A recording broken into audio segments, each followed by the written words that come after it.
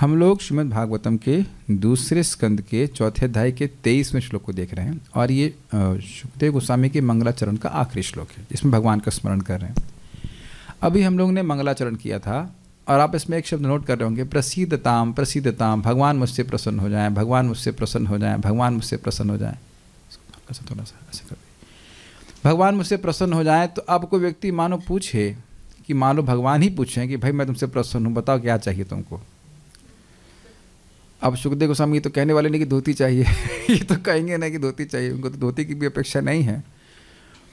तो वो कह रहे हैं कि भगवान मेरी वाणी को अलंकृत करें, उसमें श्रृंगार कारुण रस आदि भर दें ताकि श्रोता जन आह्लादित हों। श्रोता भी हल्के फुल्के नहीं हैं, नारद जी हैं, व्यासदेव जी हैं, सूत गोस्वामी हैं, सारे ऋषि मुनि हैं। कुछ लिंक समझ रहे हैं? बहुत अच्छा श्लोक है। जब भी बस हम लोग प्रवचन करने जाएं तो ये श्लोक ज़रूर बोलना चाहिए। वैसे मुझे समझ नहीं आता था कि कई बार क्यों परम पूज्य वृंदावन चंद्र महाराज श्लोक को बोलते हैं। आज उसका अर्थ आप समझ जाएंगे तब आपको समझ में आए कि वो क्यों बोलते हैं। जो भगवान, देखिए पहले सार एक उसे पकड़ बना रहा हूँ श्लोक की।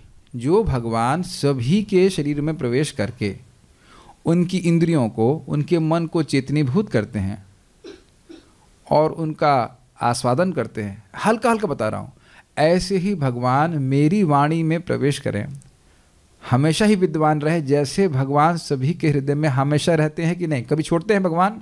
नहीं रहते हैं, नहीं छोड़ते हैं। तो जैसे भगवान सभी के शरीरों में, हृदय में हमेशा विद्यमान हैं, ऐसे मैं अब जो बोलने जा रहा हूँ उसमें भगवान नित्य विद्यमान रहें। मेरी वाणी कभी भगवान की उपस्थिति से रिक्त न रहे और विभिन्न प्रकार के श्रृंगार आदि रसों को, कारुण आदि रसों को मेरी कथा प्रस्तुत करे, श्रोताओं को आह्लाद हो, ऐसी प्रार्थना पे कर रहे हैं। भगवान मेरी बातों से प्रसन्न हो और प्रसन्न होकर के ऐसा करें। ये तो समझ में आ गया। श्लोक की एक मोटा मोटी पकड़ दे रहे, बाकी डिटेल्स तो हम समझेंगे। So let's chant. भूतेर्महद्भिर्य इमा पुरो विभुर्, भूतेर्महद्भिर्य इमा पुरो विभुर्, निर्मायशेते यदमुषु पुरुषः, निर्मायशेते यदमुषु पुरुषः, भुङ्क्ते गुणान् षोडश षोडशात्मकः, भुङ्क्ते गुणान् षोडश षोडशात्मकः, सोऽलङ्कृशिष्ट भगवान् वचांसि मे, सोऽलङ्कृशिष्ट भगवान् वचांसि मे, भूतेर्महद्भिर्य इमा पुरो विभुर्, भूतेर्महद्भिर्य इमा पुरो विभुर्, निर्मायशेते यदमुषु पुरुषः, निर्मायशेते यदमुषु पुरुषः, भुङ्क्ते गुणान् षोडश षोडशात्मकः, भुङ्क्ते गुणान् षोडश षोडशात्मकः, सोऽलङ्कृशिष्ट भगवान् वचांसि मे, सोऽलङ्कृशिष्ट भगवान् वचांसि मे, भूतेर्महद्भिर्य इमा पुरो विभुर्, भूतेर्महद्भिर्य इमा पुरो विभुर्, निर्मायशेते यदमुषु पुरुषः, निर्मायशेते यदमुषु पुरुषः, भुङ्क्ते गुणान् षोडश षोडशात्मकः, भुङ्क्ते गुणान् षोडश षोडशात्मकः, सोऽलङ्कृशिष्ट भगवान् वचांसि मे, सोऽलङ्कृशिष्ट भगवान् वचांसि मे, भूतेर्महद्भिर्य इमा पुरो विभुर्, भूतेर्महद्भिर्य इमा पुरो विभुर्, निर्मायशेते यदमुषु पुरुषः, निर्मायशेते यदमुषु पुरुषः, भुङ्क्ते गुणान् षोडश षोडशात्मकः, भुङ्क्ते गुणान् षोडश षोडशात्मकः, सोऽलङ्कृशिष्ट भगवान् वचांसि मे, सोऽलङ्कृशिष्ट भगवान् वचांसि मे। Will chant chant chant. Ram Ram Krishna प्रभु प्लीज चैंट।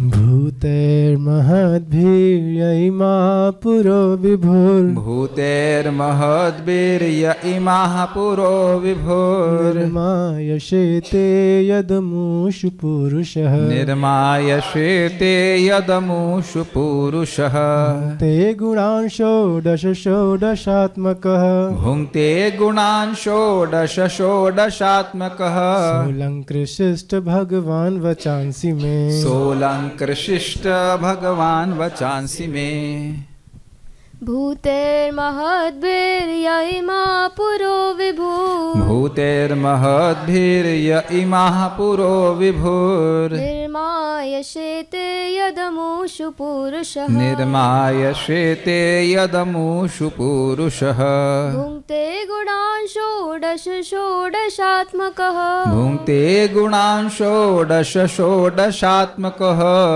सोऽलङ्कृशिष्ट भगवान् वचांसि मे सोऽलङ्कृशिष्ट भगवान् वचांसि मे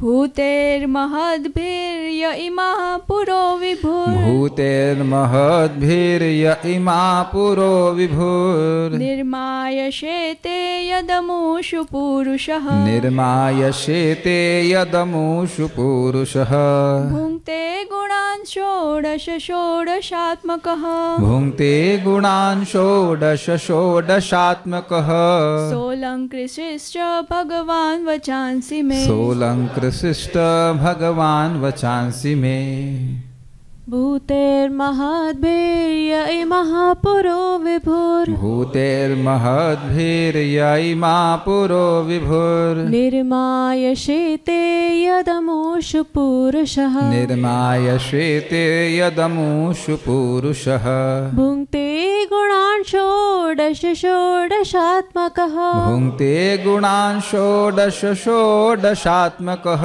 सोऽलङ्कृशिष्ट भगवान् वचांसि मे सोऽलङ्कृशिष्ट भगवान् वचांसि मे। एक ट्यून और थी ना, कौन सी कहते हैं? अभी जो हम लोग गा रहे थे बीच में, बड़ा सुंदर थे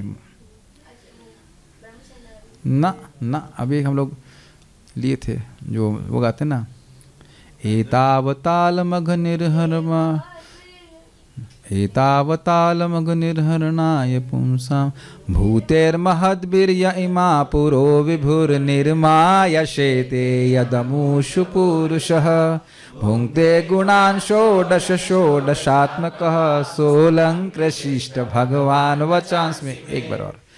भूतैर्महद्भिर्य इमाः पुरो विभुर्निर्मायशेते यदमुषु पुरुषः भुङ्क्ते गुणान् षोडश षोडशात्मकः सोऽलङ्कृशिष्ट भगवान् वचांसि मे। Hare Krishna. So will move forward.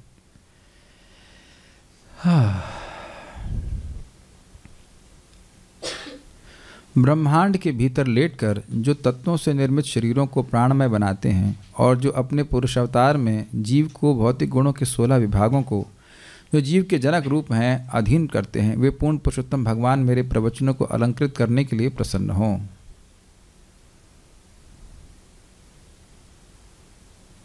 अन्वय देखिए, यह विभु जो भगवान, विभु मतलब सर्व समर्थ, जो सब कुछ करने में समर्थ हैं, ठीक है।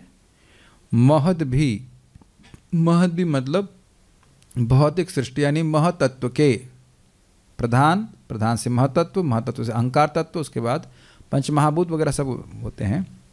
तो महद भी भूते अर्थात भौतिक सृष्टि के पंचमहाभूत के द्वारा। कौन से पंचमहाभूत हैं बताइए?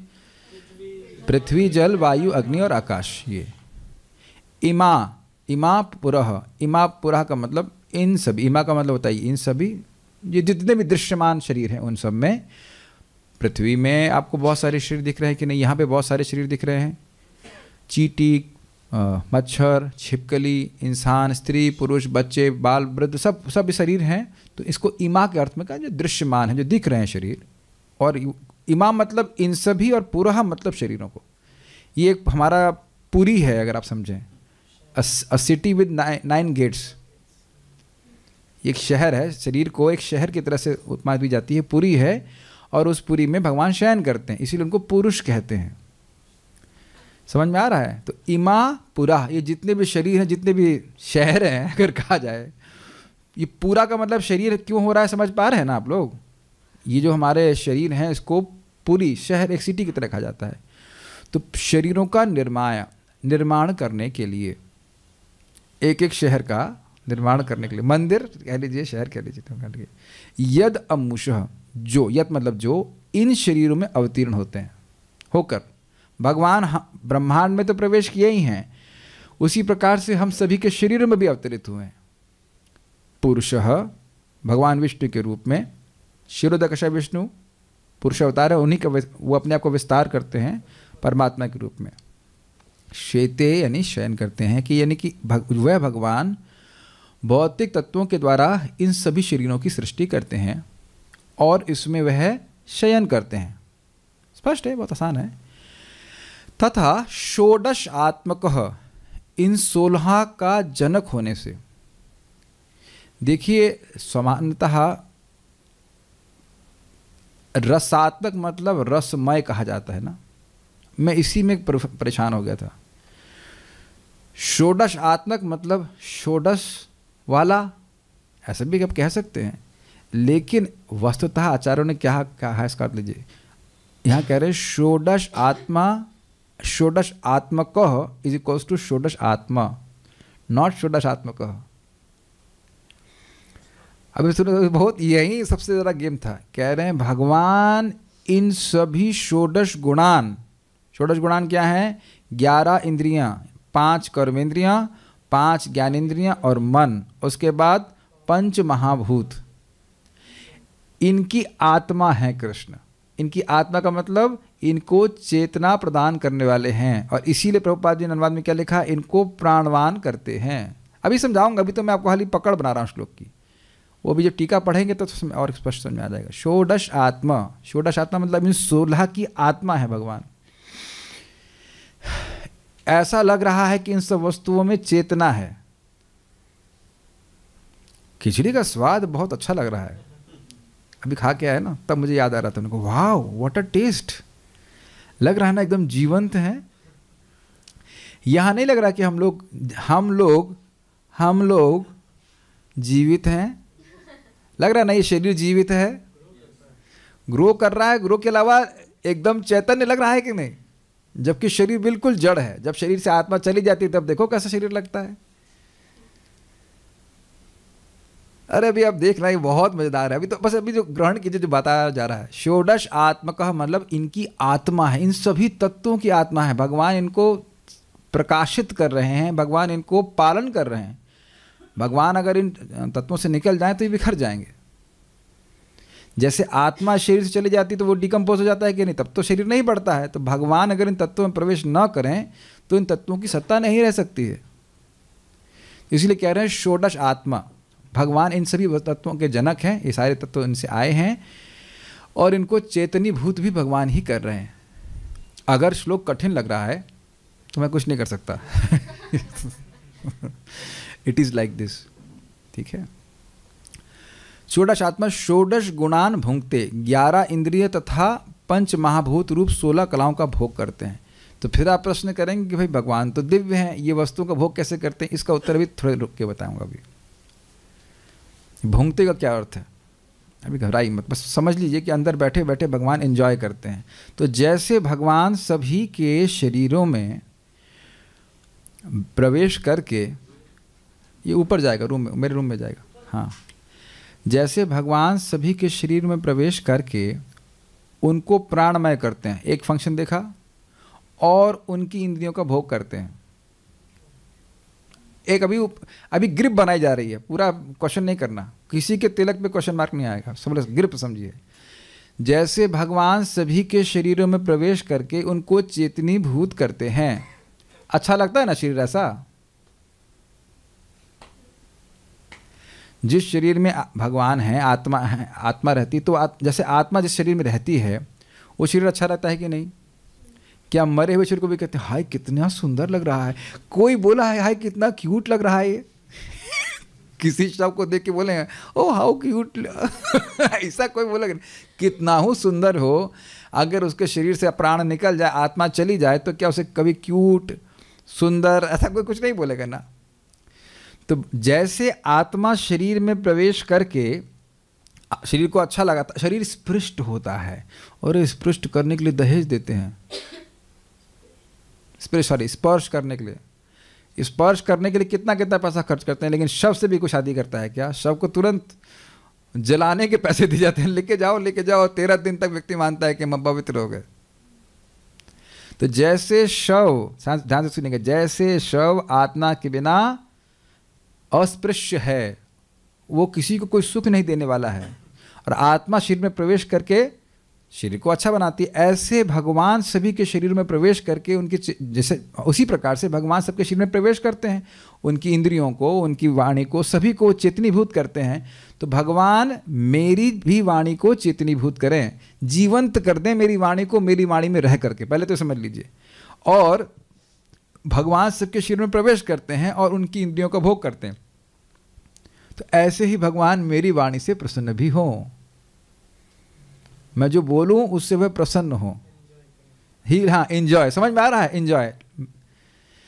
जैसे भगवान सबके शरीर में प्रवेश करके उनकी इंद्रियों का भोग करते हैं। देखिए, अगर अभी भी नहीं समझ में आ रहा तो एग्जाम्पल आपको बताता हूँ। भगवान का खुद का वाक्य है कि जब कोई व्यक्ति वैष्णवों को भोजन कराता है तो वह मैं बड़ी बहुत अच्छे से आस्वादन करता हूँ। तो आप कहेंगे नहीं, खिलाए तो वैष्णव को आपके पास कैसे पहुँच गया? देखिए, इस जगत में कोई व्यक्ति कोई भी इंद्रिय से कार्य कर रहा है तो पहले भगवान करते हैं, फिर हम कर पाते हैं। सुनाई पड़ रहा है? पहले भगवान सुनते हैं, उसके बाद आप सुन पाते हो। मैं बोल रहा हूँ, लेकिन पहले एक्चुअली भगवान अगर ना बोलने की क्षमता दें तो कुछ आने वाला नहीं है। ये बात भी यहाँ पे ग्रहण करनी होगी। कभी आपने सोचा नहीं कि खिचड़ी का टेस्ट अलग और खीर मोहन का टेस्ट अलग क्यों है? करेला कड़वा क्यों लग रहा है? कभी सोचे नहीं ना आपको? तो ये सब भगवान करा रहे हैं। इंद्रिय भोग की वस्तुएं देना, उसका स्वाद देना, सब कुछ। जो ना समझ पा रहा हो तो और हम साइंटिफिक वे में बता रहे हैं कि जीव इच्छा कर रहा है। क्या इच्छा करता है? केवल एक ही इच्छा करता है, मुझे भोग चाहिए, मुझे भोग चाहिए, मुझे भोग भोग भोग भोग भोग भोग भोग भोग। अच्छा ठीक है उसको और दूसरा शब्द आता ही नहीं है, भोग भोग भोग। That's gratification, I want constantly पापा से परेशान कर रहा है, भोग चाहिए भोग चाहिए भोग चाहिए। ठीक है, चाहिए, अच्छा ठीक है। भगवान देख लेते हैं, फिर क्या करते हैं बताओ? प्राण को एक्टिवेट करते हैं। अब समझ में आ गया स्पष्ट? प्राण को एक्टिवेट करते, नहीं तो प्राण पड़ा रहता है ऐसे ही। प्राण एक्टिवेट कौन करता है? भगवान करते हैं। जीव के पास सामर्थ्य नहीं है। ठीक, उसके बाद प्राण से मन एक्टिवेट होता है और मन से इंद्रियां एक्टिवेट होती हैं। आपको लगता है कि ऐसा हो रहा है? ऐसा लगता नहीं है। ऐसा लगता है बोले जा रहे हैं, सुने जा रहे हैं, कोई दिक्कत नहीं, लेकिन इसके पीछे कितना प्रोसेस है। अब तो बहुत स्पष्ट हो गया होगा कैसे भगवान अंदर बैठे हमारे प्राण, मन और इंद्रियों को चेतनीभूत कर रहे हैं, प्राणमय कर रहे हैं, ऊर्जान्वित कर रहे हैं, क्रियान्वित कर रहे हैं। अब तो समझ में आ रहा होगा और सारी बातें। और फिर उसके बाद मार्कंडेय ऋषि कहते हैं कि यद्यपि आप ही करने वाले हो, लेकिन जब जीव उनको समर्पित करता है आपको तो आप खुश भी हो जाते हैं। हो, मेरा भक्त कितनी सुंदर खिचड़ी बना के लेके आया है, मैं खाऊंगा इसको, वेरी नाइस। या कुछ हम कीर्तन कर रहे हैं, बोल रहे हैं, तो Krishna becomes happy also, Krishna becomes unhappy also. भगवान असंतुष्ट भी होते हैं जब हम फालतू की बात करते हैं। जैसे कि आप व्यासदेव जी के बारे में सुन चुके हैं कि वितर्क कर रहे थे, भाई इतना लिख दिया शास्त्र, सब संतुष्ट क्यों नहीं हो रहा हूँ? क्योंकि भगवान संतुष्ट नहीं हो रहे थे। फिर से समझने का प्रयास कीजिए, भगवान ही सारी इंद्रियों को, सबको चेतनीभूत कर रहे हैं, उनको क्रियान्वित कर रहे हैं, एनर्जाइज कर रहे हैं। जैसे ओके, ये switch off the light of कीजिए, समझ में आ जाएगा आपको। वाइट वाली लाइट, साउंड सिस्टम नहीं ऑफ कर देना। हाँ, अब आप एक मिनट वहीं रहिए, पूरा ड्रामा हो जाने दीजिए। तो अब देखिए, ये लाइट वैसे की वैसी ब्लैक, मतलब डल है कि नहीं? ऑन कीजिए, प्राणमय हो गई। अब तो समझ में आ गया, बैठ जाइए, बस हो गया। ये बोल रहे थे तो भगवान, नहीं तो ऐसे अब यही लाइट प्रकाश लग रहा, तो ऐसा लग रहा है ये लाइट ओह बड़ी चमक रही है, तो अपने आप ही प्रकाश आ रहा है, ऐसा आप सोच सकते हैं। लेकिन ये प्रकाश बिजली घर से आ रहा है और उसके बीच में एक इंजीनियर भी है, तो इंजीनियर भगवान है। वो इंजीनियर इन सेंस मतलब वो ऑन करने वाले। क्या हमारे बुद्धू श्रोताओं को सब समझ में आ रहा है? आज मैं कोई कहानी नहीं सुनाने वाला हूँ। आज 31 तारीख है। Whatever, 31 तारीख का क्या रिलेशनशिप है? कोई बहाना कुछ तो। There is no story. ये स्टोरी नहीं, ये लाइव मूवी है जो हो रही है। समझ में आ रहा है? सबको भगवान इस प्रकार से दे रहे हैं एंड ही इज एंजॉइंग। अभी क्या है? स भगवान में वचांसी अलंकृशिष्ट। वह भगवान मेरी वाणी को अलंकृशिष्ट, अलंकृत करें। अलंकरोतु इति अर्थ बोला गया है। अलंकृत करें, अलंकृत करें मतलब इसमें विभिन्न प्रकार के रसों से उसको युक्त कर दें, श्रोता आह्लादित हो, वह भगवान भी प्रसन्न हो। इस प्रकार से बोलना है। ये बहुत अच्छा है। कुछ कुछ स्क्रिप्ट बन रही है श्लोक की। संस्कृत देखिए। भूतैर महद्भीर, इन पंच महाभूतों से, महद भी मतलब महतत्व और पंच महाभूत से, य मतलब जो, इमा पुरो ये सारे शरीरों में, विभु यानी कि सर्वसमर्थ भगवान, निर्मायशित इन शरीरों का निर्माण करके उसमें शयन करते हैं, यद अमूष पुरुषः और इन सभी में वह शयन करते हैं, इसलिए पुरुषः कहलाते हैं। पुरुष शब्द बहुत समीचीन है, सही है। पुरी में शयन करने वाला। वो पुरी क्या कौन सी हैं? हमारे देह। फिर क्या करते हैं, क्यों आते हैं? कहते हैं भुंगते गुणान षोडश षोडशात्मक, वह षोडश गुणों को भोगते हैं। षोडश गुण क्या है बताइए? 5 कर्मेंद्रियाँ। किसी को ये भी नहीं पता होगा कि कर्मेंद्रिय क्या है, ये भी संभावना हो सकती है। जरा गिन लेते हैं। ज्ञानेंद्रियाँ क्या हैं जिससे हम ज्ञान ग्रहण करते हैं? एक है हमारी आँख, एक नाक, 2 जिह्वा मतलब रसनेन्द्रिय, 3 कान और त्वचा। ये हो गई ज्ञानेंद्रिय, से हम ज्ञान ग्रहण करते हैं। और कर्मेंद्रियां हैं हाथ, पैर, वाणी बोलना, वाणी और उपस्थ और मल निष्कासन का अंग। तो ये 5 क्रियाएं, 5 कर्मेंद्रियां हैं। तो ये हो गए 5 और उसके बाद एक मन, तो 11 और पंच महाभूत, पृथ्वी जल वायु अग्नि और आकाश। ये सब 16 गुण हैं। अब प्रभुपाद जी ने गुणान को अनुवाद किया 3 गुणों। तो देखिए ये सारे तीनों गुणों के 16 विभाग हैं। समझ में आ गया भाई? देखो प्रधान में क्या होता है? रजोगुण, तमोगुण, सतोगुण बराबर अवस्था में रहते हैं। उस पे भगवान शोभ करते हैं तो महतत्व की सृष्टि होती है, उससे अहंकार तत्व की सृष्टि होती है। फिर तामसिक अहंकार से सारी कर्मेंद्रियां और नहीं, केवल कर्मेंद्रियां सृष्ट होती हैं। रजोगुणी अहंकार से ज्ञानेंद्रियां सृष्ट होती हैं, जहाँ तक मैं स्मरण आ रहा है। तो और सतोगुणी अहंकार से मन की सृष्टि होती है। अभी ऐसे ही कुछ याद आ रहा है। Any how, point is that कि ये सारे 3 गुणों के 16 विभाजन ऐसे हैं। तो इसलिए कोई अर्थ आप अलग नहीं समझेगा। ये समझ पा रहे हैं? षोडश गुणान भुंगते, वह इन 16 गुणों को भोगते हैं। और वो कैसे हैं? षोडश आत्मा का हटा दीजिए। षोडश आत्मा मतलब इनके जनक हैं। किनके जनक हैं? इन सभी गुणों के जनक हैं। अगर पूछूं कि ये प्रकृति के गुण कहाँ से आए तो क्या बोलेंगे आप? भगवान से आए। और ये सारे जो 16 डिवीजन है वो कहाँ से आए? इन गुणों से आए। तो भगवान से आए कि नहीं आए? You are not allowed to remain buddhu here. चप्पल छोड़ के आना है, बुद्धि छोड़ के नहीं आना है। अरे भाई ये समझ में नहीं आ रहा है कि तीनों गुणों के 16 विभाग हैं ये? इसमें क्या कठिनाई है? प्राण रूप माता जी नहीं समझ में आ रहा है? प्रधान समझ में आता है ना? तीनों गुण साम्यावस्था में। तो जो भी कुछ इस जगत में आप देखोगे, आत्मा की बात नहीं कर रहे हैं, जो भी भौतिक चीज़ देखोगे तो इन तीनों गुणों का ही तो प्रकाशन है। उसके डिवीजन अलग अलग हो जाते हैं। अच्छा अगर अभी नहीं समझ में आ रहा है, दूध ले लीजिए। अब दूध से ही खीर बनाता है, दूध से ही दही आता है, दूध से ही दूध पकौड़ा आता है, दूध से ही और क्या आएगा? खोया हो गया, पेड़ा, खोया निकल गया, हाँ ठीक है खोया निकाल लेते हैं।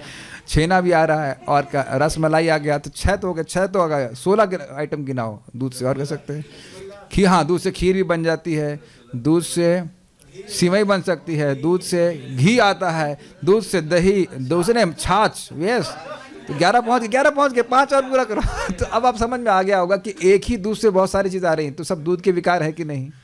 किस चीज़ में दूध नहीं है? समझ में आ गया, लेकिन अलग अलग रूप में आपको दिखता है। अब तो स्पष्ट समझ में आ रहा होगा। तो इस जगत में जो कुछ भी है वो तीनों गुणों का ही विकार है। तो षोडश गुणान का मतलब 3 गुण भी कह सकते हैं, लेकिन उसके 16 विभाग हैं। और वो सबके आत्मा कौन है? भगवान है। आत्मा का एक अर्थ है जनक, आत्मा के अर्थ और भी ले जाएंगे, प्रकाशन करने वाले, उनको पालन करने वाले, इत्यादि इत्यादि। सह अलंकृत शिष्ट भगवान वचांसी में, वह भगवान मेरे वचनों को अलंकृत करें, सुंदर बनाएं, रसों से अलंकृत करें, विभिन्न प्रकार के रसों से। मेरी वाणी में रस का प्रादुर्भाव हो। प्रादुर्भाव मतलब प्राकट्य। मैं भी वैसे हिंदी ही पढ़ा रहा हूँ। हाँ बताइए। हाँ, एक प्रश्न है कि क्या ब्रह्मांड में शरीर करते शयन करते हैं कि शरीर में शयन करते हैं? उत्तर आप जानते हैं, प्रश्न क्यों कर रहे हैं। दोनों जगह शयन करते हैं। पुरुष अवतार के रूप में ब्रह्मांड में भी शयन करते हैं। भाई ब्रह्मांड ही नहीं होगा तो शरीर कहाँ टिकेंगे? ठीक है, तो ब्रह्मांड में भी शयन करते हैं और शरीरों में भी शयन करते हैं। गर्भोदकशा विष्णु के रूप में करते हैं कि नहीं? इसलिए वहाँ भी भाई देखिए, एक बात समझिए, जो ब्रह्मांड का डिज़ाइन है वही हमारे शरीर का भी डिज़ाइन है। ये इंटरेस्टिंग है, समझना होगा। क्षीरोदकशा विष्णु के रूप में हमारे शरीरों में करते हैं और गर्भोदकशा विष्णु के रूप में ब्रह्मांड में करते हैं। आपको अगर याद हो, समष्टि परमात्मा याद आ रहा है? सभी जीवों के परमात्मा कौन है? गर्भोदकशा विष्णु। और इंडिविजुअल व्यक्तिगत जीव के परमात्मा है क्षीरोदकशा विष्णु। और सारे ब्रह्मांडों के परमात्मा है महाविष्णु। काफ़ी नए, काफ़ी बढ़िया कंसेप्ट है। तो अगर आपके शरीर को पूरी कहा जा रहा है तो ब्रह्मांड पूरी नहीं है, ब्रह्मांड भी पूरी है, वहाँ भी शयन करते हैं। ठीक है। हाँ, तो एक बार फिर से गाइए, थोड़ा अर्थ समझते हुए। भूतेर्महद्भिर्यै महापुरो विभुर निर्मायशेते यदमुषु पुरुषः भुङ्क्ते गुणान् षोडश षोडशात्मकः सोऽलङ्कृशिष्ट भगवान वचांसी में। एक बात आपने नोटिस करी कि सुखदेव गोस्वामी अत्यंत नम्रता प्रस्तुत कर रहे हैं कि मेरा सामर्थ्य नहीं है, भगवान अगर चाहेंगे तो मेरी वाणी में आ करके इस प्रकार के रस को प्रस्तुत कर सकते हैं। एक बात बहुत महत्वपूर्ण है कि इस श्लोक को बोलते हुए व्यक्ति को इसका अर्थ समझना चाहिए।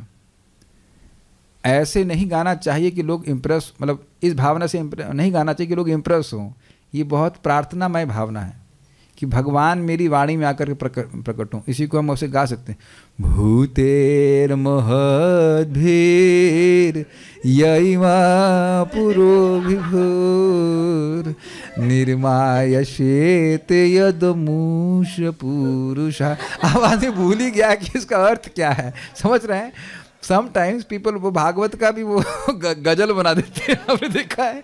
तो ये गजल बनाने वाला श्लोक नहीं है। समझ रहा है? गलत तो नहीं कह रहे हैं, देखा गया ना? वो भूल जाते हैं कि उद्देश्य क्या है भाई श्लोक का। उद्देश्य यह है कि भगवान से प्रार्थना की जा रही है कि भगवान प्रसन्न हो और मेरी वाणी में प्रकट हो। गजल नहीं सुनाई जा रही। ठीक है। श्रीधरी, मैंने श्रीधरी और बाल प्रबोधिनी को थोड़ा मिक्स कर दिया है। उसका कारण क्या है कि बाल प्रबोधिनी में श्रीधर स्वामी की टीका कोई और अच्छे से एक्सप्लेन किया गया है। तो आप लोगों की सहायता के लिए कि समझ में अच्छे से आ जाए उसके लिए ऐसा किया गया है, और बाकी कोई दिक्कत नहीं है। यहाँ भगवान के प्रसाद या प्रसन्नता से आपको क्या फल अपेक्षित है? आप बार बार बोल रहे हो प्रसीदताम प्रसीदताम, तो भगवान आप पर प्रसन्न होकर के क्या, आप मुझे क्या फल चाहते हो?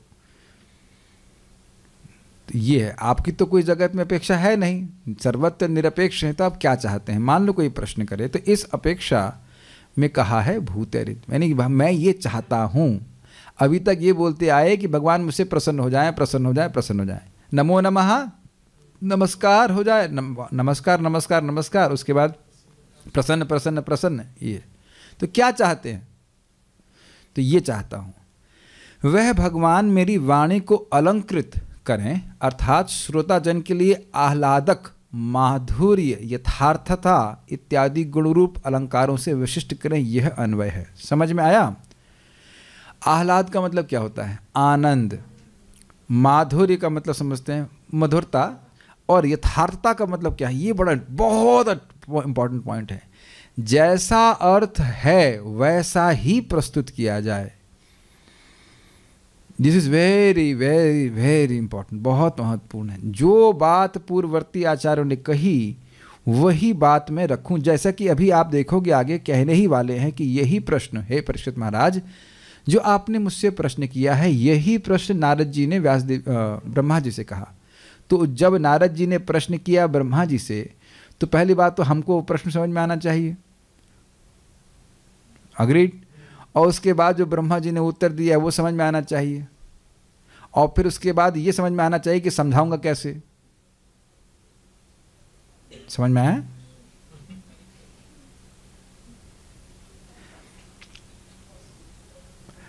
अभी वो आगे अभी बस कल परसों से आप सुनने वाले हैं कि वो बोलेंगे यही प्रश्न नारद जी ने किया।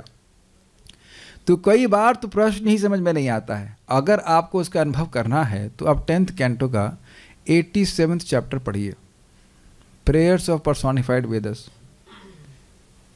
तो वहाँ प्रश्न ही समझ में नहीं आता है कि प्रश्न क्या कर रहे हो। आप लोगों को समझ में आ गया है? तो वहाँ पढ़ाऊँगा तब देखना, प्रश्न ही समझ में नहीं आता है। और उसके बाद सुखदेव गोस्वामी उत्तर भी ऐसा देते हैं, कुछ नहीं समझ में आता क्या ये प्रश्न क्या है और उत्तर क्या है। तो अब जब प्रश्न ही नहीं समझ में आया, उत्तर ही नहीं समझ में आया, तो समझाएंगे क्या। और मान लो समझ में आ गया, पहली बात तो अपने को समझ में आना चाहिए, और फिर उसके बाद ऐसा बोलें कि वो समझ भी पाएँ। जैसे प्रभुपाद जी ने प्रार्थना करी थी कि भाई ये अमेरिका के लोगों को हम क्या भागवत समझा पाएंगे, सेम प्रार्थना प्रभुपाद जी ने करी कि नहीं मेरी वाणी में आप ऐसा कुछ शक्ति दीजिए ताकि मैं कृष्ण भावना का विज्ञान इनको समझा सकूं, मेरी बात इनको समझ में आए। ये तो सब लोग जानते हैं, क्या वो मार्की ने भागवत धर्म है ना, उसमें वह प्रभुपाद जी से बोलते हैं। तो अच्छा लगे, मधुरता से युक्त हो और यथार्थता, जैसा अर्थ है वैसा ही हो। सर्वस्व चायम हृदय सन्निविष्ट नहीं होना चाहिए कि सभी के हृदय में चाय पीने की इच्छा है यह ऐसा कुछ नहीं है। एक बार एक भक्त हमको बोले अर्जुन का डेट ऑफ बर्थ क्या है। हमारे प्राणनाथ तो से मजाक करते हैं, तो मैंने कहा डेट ऑफ बर्थ, तो सुना नहीं, कहते 4 जून 4 जून ऐसे कहते हैं। तो कह रहे हैं कि देखो गीता में लिखा है बहुनी में व्यतीतानी जन्मानी तब 4 जूना अर्जुन तुम्हारे बहुत सारे तो अर्थ तो सही अर्थ यह है कि तुम्हारे और मेरे बहुत सारे अर्थ हो चुके हैं, लेकिन 4 अर्जुना को ने 4 जून लिखा कि 4 जून को तुम्हारे जन्म हुए हैं अब हो सकता हो कि कोई व्यक्ति जो बुद्धू हो उस प्रकार के अर्थ को स्वीकार करे, लेकिन ये अर्थ केवल विनोद के लेके जाता है, ये अर्थ कोई समीचीन अर्थ नहीं है। तो यथार्थ अर्थ होना चाहिए। काफ़ी इंटरेस्टिंग है। ये आप महसूस करते होंगे भक्ति करते हुए कि भाई जो व्यक्ति भगवान की बात बोलता है, ठीक ठीक वर्णन करता है, उसको सुनने में अच्छा लगता है। वो अपने मन से कुछ इधर उधर चला जाता है तो ये क्या बोल रहे हैं, ये क्या बोल रहे हैं। इससे ना भगवान प्रसन्न होते हैं ना वैष्णव प्रसन्न होते हैं। जब भक्त प्रसन्न नहीं होंगे, भगवान प्रसन्न नहीं होंगे, तो हम कैसे प्रसन्न होंगे। एक छोटा सा एग्जाम्पल लीजिए, देवानंद पंडित नाम के व्यक्ति थे, वो आजीवन ब्रह्मचारी थे, बचपन से एकदम नैष्टिक ब्रह्मचारी, और भागवत ही बोलते थे। लेकिन भागवत को बोल करके यह कंक्लूजन नहीं आता था कि भक्ति ही साधन है, भक्ति साध्य। महाप्रभु सुनते कहते तुम्हारी भागवत फाड़ दूंगा मैं, इतना गुस्सा करते थे। बल्कि एक वक्त विनोद कर रहे थे कि वेद उस व्यक्ति से बहुत डरता है जिसको पूरा ज्ञान नहीं, कहता ये तो हमारा मर्डर कर देगा तो हमारा मर्डर कर देगा, ये तो हमने बोला नहीं है कि नहीं। तो कह रहे हैं हमको यथार्थ शब्द बड़ा अच्छा लगा था कि जैसा अर्थ है वैसा ही मैं मेरी वाणी में प्रस्तुत हो जाए, ठीक है। तो कह रहे हैं कि श्रोताजन के लिए आह्लादक, माधुर्य, यथार्थता इत्यादि गुण रूप अलंकारों से विशिष्ट करें ये अन्वय। अर्थात एक आप एकदम प्रकट देख रहे हैं कि सुखदेव गोस्वामी अपने आप को पूरी तरह असमर्थ मान रहे हैं कि वो ऐसा कुछ कर पाएंगे, इसलिए भगवान का आश्रय ले रहे हैं, उनसे प्रार्थना कर रहे हैं कि आप हमको इस प्रकार की शक्ति दीजिए। जबकि इनके लिए क्या कहा गया है, भूरि तेजस। कौन बोल रहा है, सूत गोस्वामी के द्वारा, कि अत्यंत तेजस्वी थे। फिर भी जब इतना तेजस्वी ऋषि भगवान के का आश्रय ले रहा है, तो हम सोचे कि हम भगवान के बारे में बोलेंगे और अपनी शक्ति से बोल देंगे, ये बहुत मूर्खता की बात होगी। यहीं से मूर्खता का प्रारंभ होता है। हमेशा प्रार्थना करके, मंगलाचरण करके ही बोलना चाहिए कि हम कुछ भगवान का यश बोल सकें, ठीक है। नेक्स्ट, अब बड़ा सुंदर बात है। किसी अन्य के द्वारा अन्य की वाणी का अलंकरण कैसे संभव है? बहुत सुंदर बात है कृष्ण लादनी माता जी। आपकी वाणी को मैं कैसे अलंकृत कर सकता हूँ? आप बोलेंगी ना। क्यों? अभी मैं बोल रहा था, देखो अभी आपको मैंने बोला रामकृष्ण प्रभु आप उच्चारण कीजिए, क्या नाम है, अमोक दीर्घ प्रभु आप उच्चारण कीजिए, हिरन भाई आप बोलिए। तो आपकी वाणी से आप बोल रहे हैं ना कि मैं उसको अलंकृत कर रहा हूँ। कितना आप उसको रस ले पा रहे हैं, कितना भगवान कहेंगे भाई ये कैसे हो जाएगा? आप बोलेंगे ना। आपकी वाणी को हम कैसे अलंकृत करेंगे? कुछ आप नहीं कैच कर रहे हैं। ऐसा हो सकता है कि आप लोग बुलवाएं मुझे यहाँ से ऐसा तो आप नहीं कर सकते। कोई कर रहा है, मैं कहूं कि आप लोग मुझे यहां बुलवा रहे हैं, तो मुझे ऐसे कैसे हो सकता है? अगर ऐसा होता तो हम लोग अभी 7:30 बजे क्लास बंद करवा देते लेकिन आप जान रहे हैं कि आप नहीं बुलवा रहे हैं। ये संभव ही नहीं, ये असंभव कार्य है कि नहीं? पहले ये बताइए। मैं जो बोल रहा हूँ वो तो आप लोग के कंट्रोल में नहीं है। हाँ ये तो दिक्कत है ये तो दिक्कत है, लेकिन आप जान रहे हैं। और ऐसा होता तो लोग अपनी पत्नी को चुप नहीं करा देते चिड़बिड़ come on, it's not possible please don't take offense, लेकिन ऐसा होता है। उसकी इच्छा जरूर होती है कि वो चुप करा दूं, लेकिन संभव नहीं है। किसी की वाणी को आप चुप नहीं करा सकते। पिस्तौल दिखाने वाली बात है, लेकिन चलो रुकवा तो दो, लेकिन अलंकृत कर सकते हैं क्या? नहीं कर सकते। कुछ जादू नहीं लग रहा आपको, है ना? आपने सुन लिया था, लेकिन अब देखो श्रीधर स्वामी जी इसको फोकस कर रहे हैं। किसी अन्य के द्वारा अन्य की वाणी का अलंकरण कैसे संभव है? वो भी लाइव। ये भी हो सकता है कि मैं लिख के दूं जो कि तुम पढ़ लेना उसको, वो भी जरूरी नहीं कि नहीं वो कर पाए उसको, लेकिन ऐसा किया जा सकता है। ऐसा होता है, आप लोग देखेंगे जो मिनिस्टर लोग होते हैं ना, वो अपने स्पीच स्वयं नहीं लिखते हैं, किसी की तरह लिखवा देते। तो आप ये बोल सकते हो, लेकिन स्टिल कोई तेजस्वी व्यक्ति है, वो तेज से बोल रहा है, तो वह तो नहीं दिया जा सकता ना किसी के द्वारा। Make sense? क्या किसी व्यक्ति को कोई दूसरा व्यक्ति ऐसा कर सकता है कि वो व्यक्ति कोई वाणी में माधुर्य का प्रकाशन कर दे? इट इज नॉट पॉसिबल, ऐसा नहीं हो सकता है। किसी अन्य के द्वारा अन्य की वाणी का अलंकरण कैसे संभव है? इस आशंका से उनके सर्व अंतर्यामी होने के गुण को स्पष्ट करने के लिए कहते हैं भूतेर महद्भी। थोड़ा सा स्पेलिंग मिस्टेक को छोड़ दीजिएगा उसको।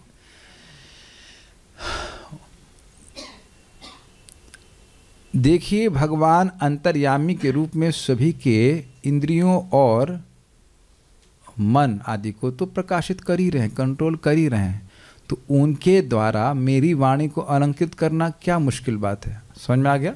इसलिए बोल रहे हैं भूतेर महद्भीर। मैं आपकी वाणी को अलंकृत नहीं कर सकता क्योंकि मैं अंतर्यामी नहीं हूं, लेकिन भगवान तो पहले से ही अंतर्यामी के रूप में बैठे हुए हैं ना। तो उनके लिए क्या, वो तो ये कार्य कर ही रहे हैं। आपने कभी सोचा नहीं कि कोई व्यक्ति वैसे कैसे बोलता है जैसे वो बोलता है? कभी आपने देखा है कि लोग ऐसे भी बोलते हैं जैसे मैं बोल रहा हूँ? नहीं, आपने सुना? कई बार आपने सुना होगा कि मैं अगर वैसे बोलूँ नॉट, कई लोग ऐसा भी बोलते हैं। अब मैं यहाँ मिमिक्री की कोई मिसाल नहीं क्रिएट करने वाला हूँ, लेकिन आप जान रहे हैं कि बहुत से लोग अजीब अजीब आवाज़ से बोलते हैं, स्पेशली नाक से बोलने वाले देखे आपने। तो भगवान सबकी वाणी को अलंकृत कर रहे हैं कि नहीं? कुछ लोग बोलते ही नहीं, चुप सांपों की तरह बैठे रहते हैं। सबका अलग अलग रहता है। आपने देखा है ना कि माताओं की आवाज़ हाई ट्यून वाली होती है, मतलब फ्रीक्वेंसी आप लोगों की पतली होती है, और प्रभु जी लोगों की आवाज़ मोटी होती है। ये प्रैक्टिकल नहीं देख रहे सबकी आवाज़ अलंकृत। किसी की आवाज़ बहुत अच्छी होती है, बहुत आकर्षक होती है, किसी की आवाज़ सुन के ही लगता है कि क्या मैंने क्या पाप किए थे जो इनसे मुझे इस बात करनी पड़ रही है। Do you agree? तो सभी की वाणी में अलग अलग प्रकार के अलंकार हैं कि नहीं? अच्छा, आप लोग कभी किसी ऐसे व्यक्ति से मिले हैं कि वो बोलेगा ही तो शोक का निर्माण करेगा? आपने ऐसे, हमारा तो काफी अनुभव है कि वो बोलेंगे ही तो वो दुख देने के लिए ही बोलेंगे।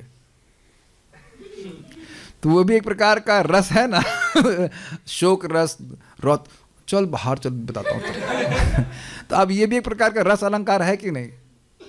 क्रोध देने वाला। कुछ लोग तो विशेष हैं कि अब वो ऐसा ही बोलेंगे जो पिंच करे।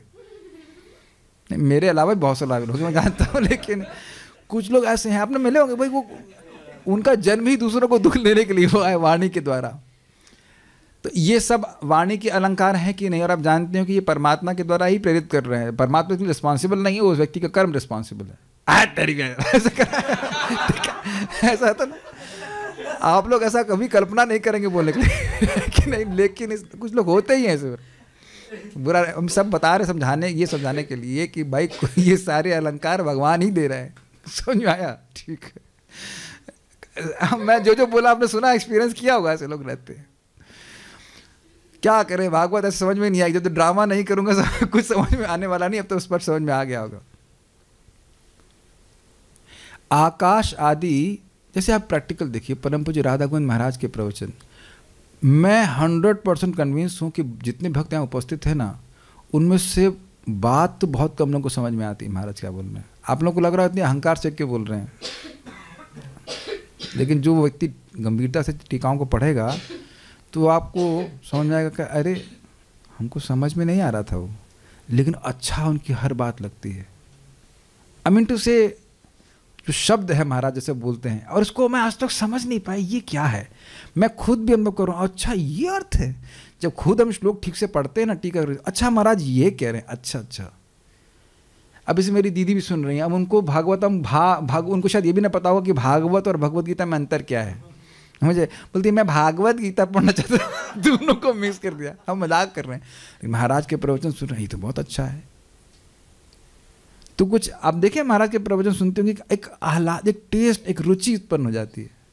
You can experience it. मैं आपको बता रहा हूँ, आप लोग जब मैं टीका पढ़ाऊंगा, तब आप जिसको हम टीका पढ़ चुके ना अच्छे से, तब आप महाराज के प्रवचन सुनेंगे, अच्छा ये बोल रहे हैं, अब समझ में आया। लेकिन उससे पहले ही सुख मिलना चालू हो गया था।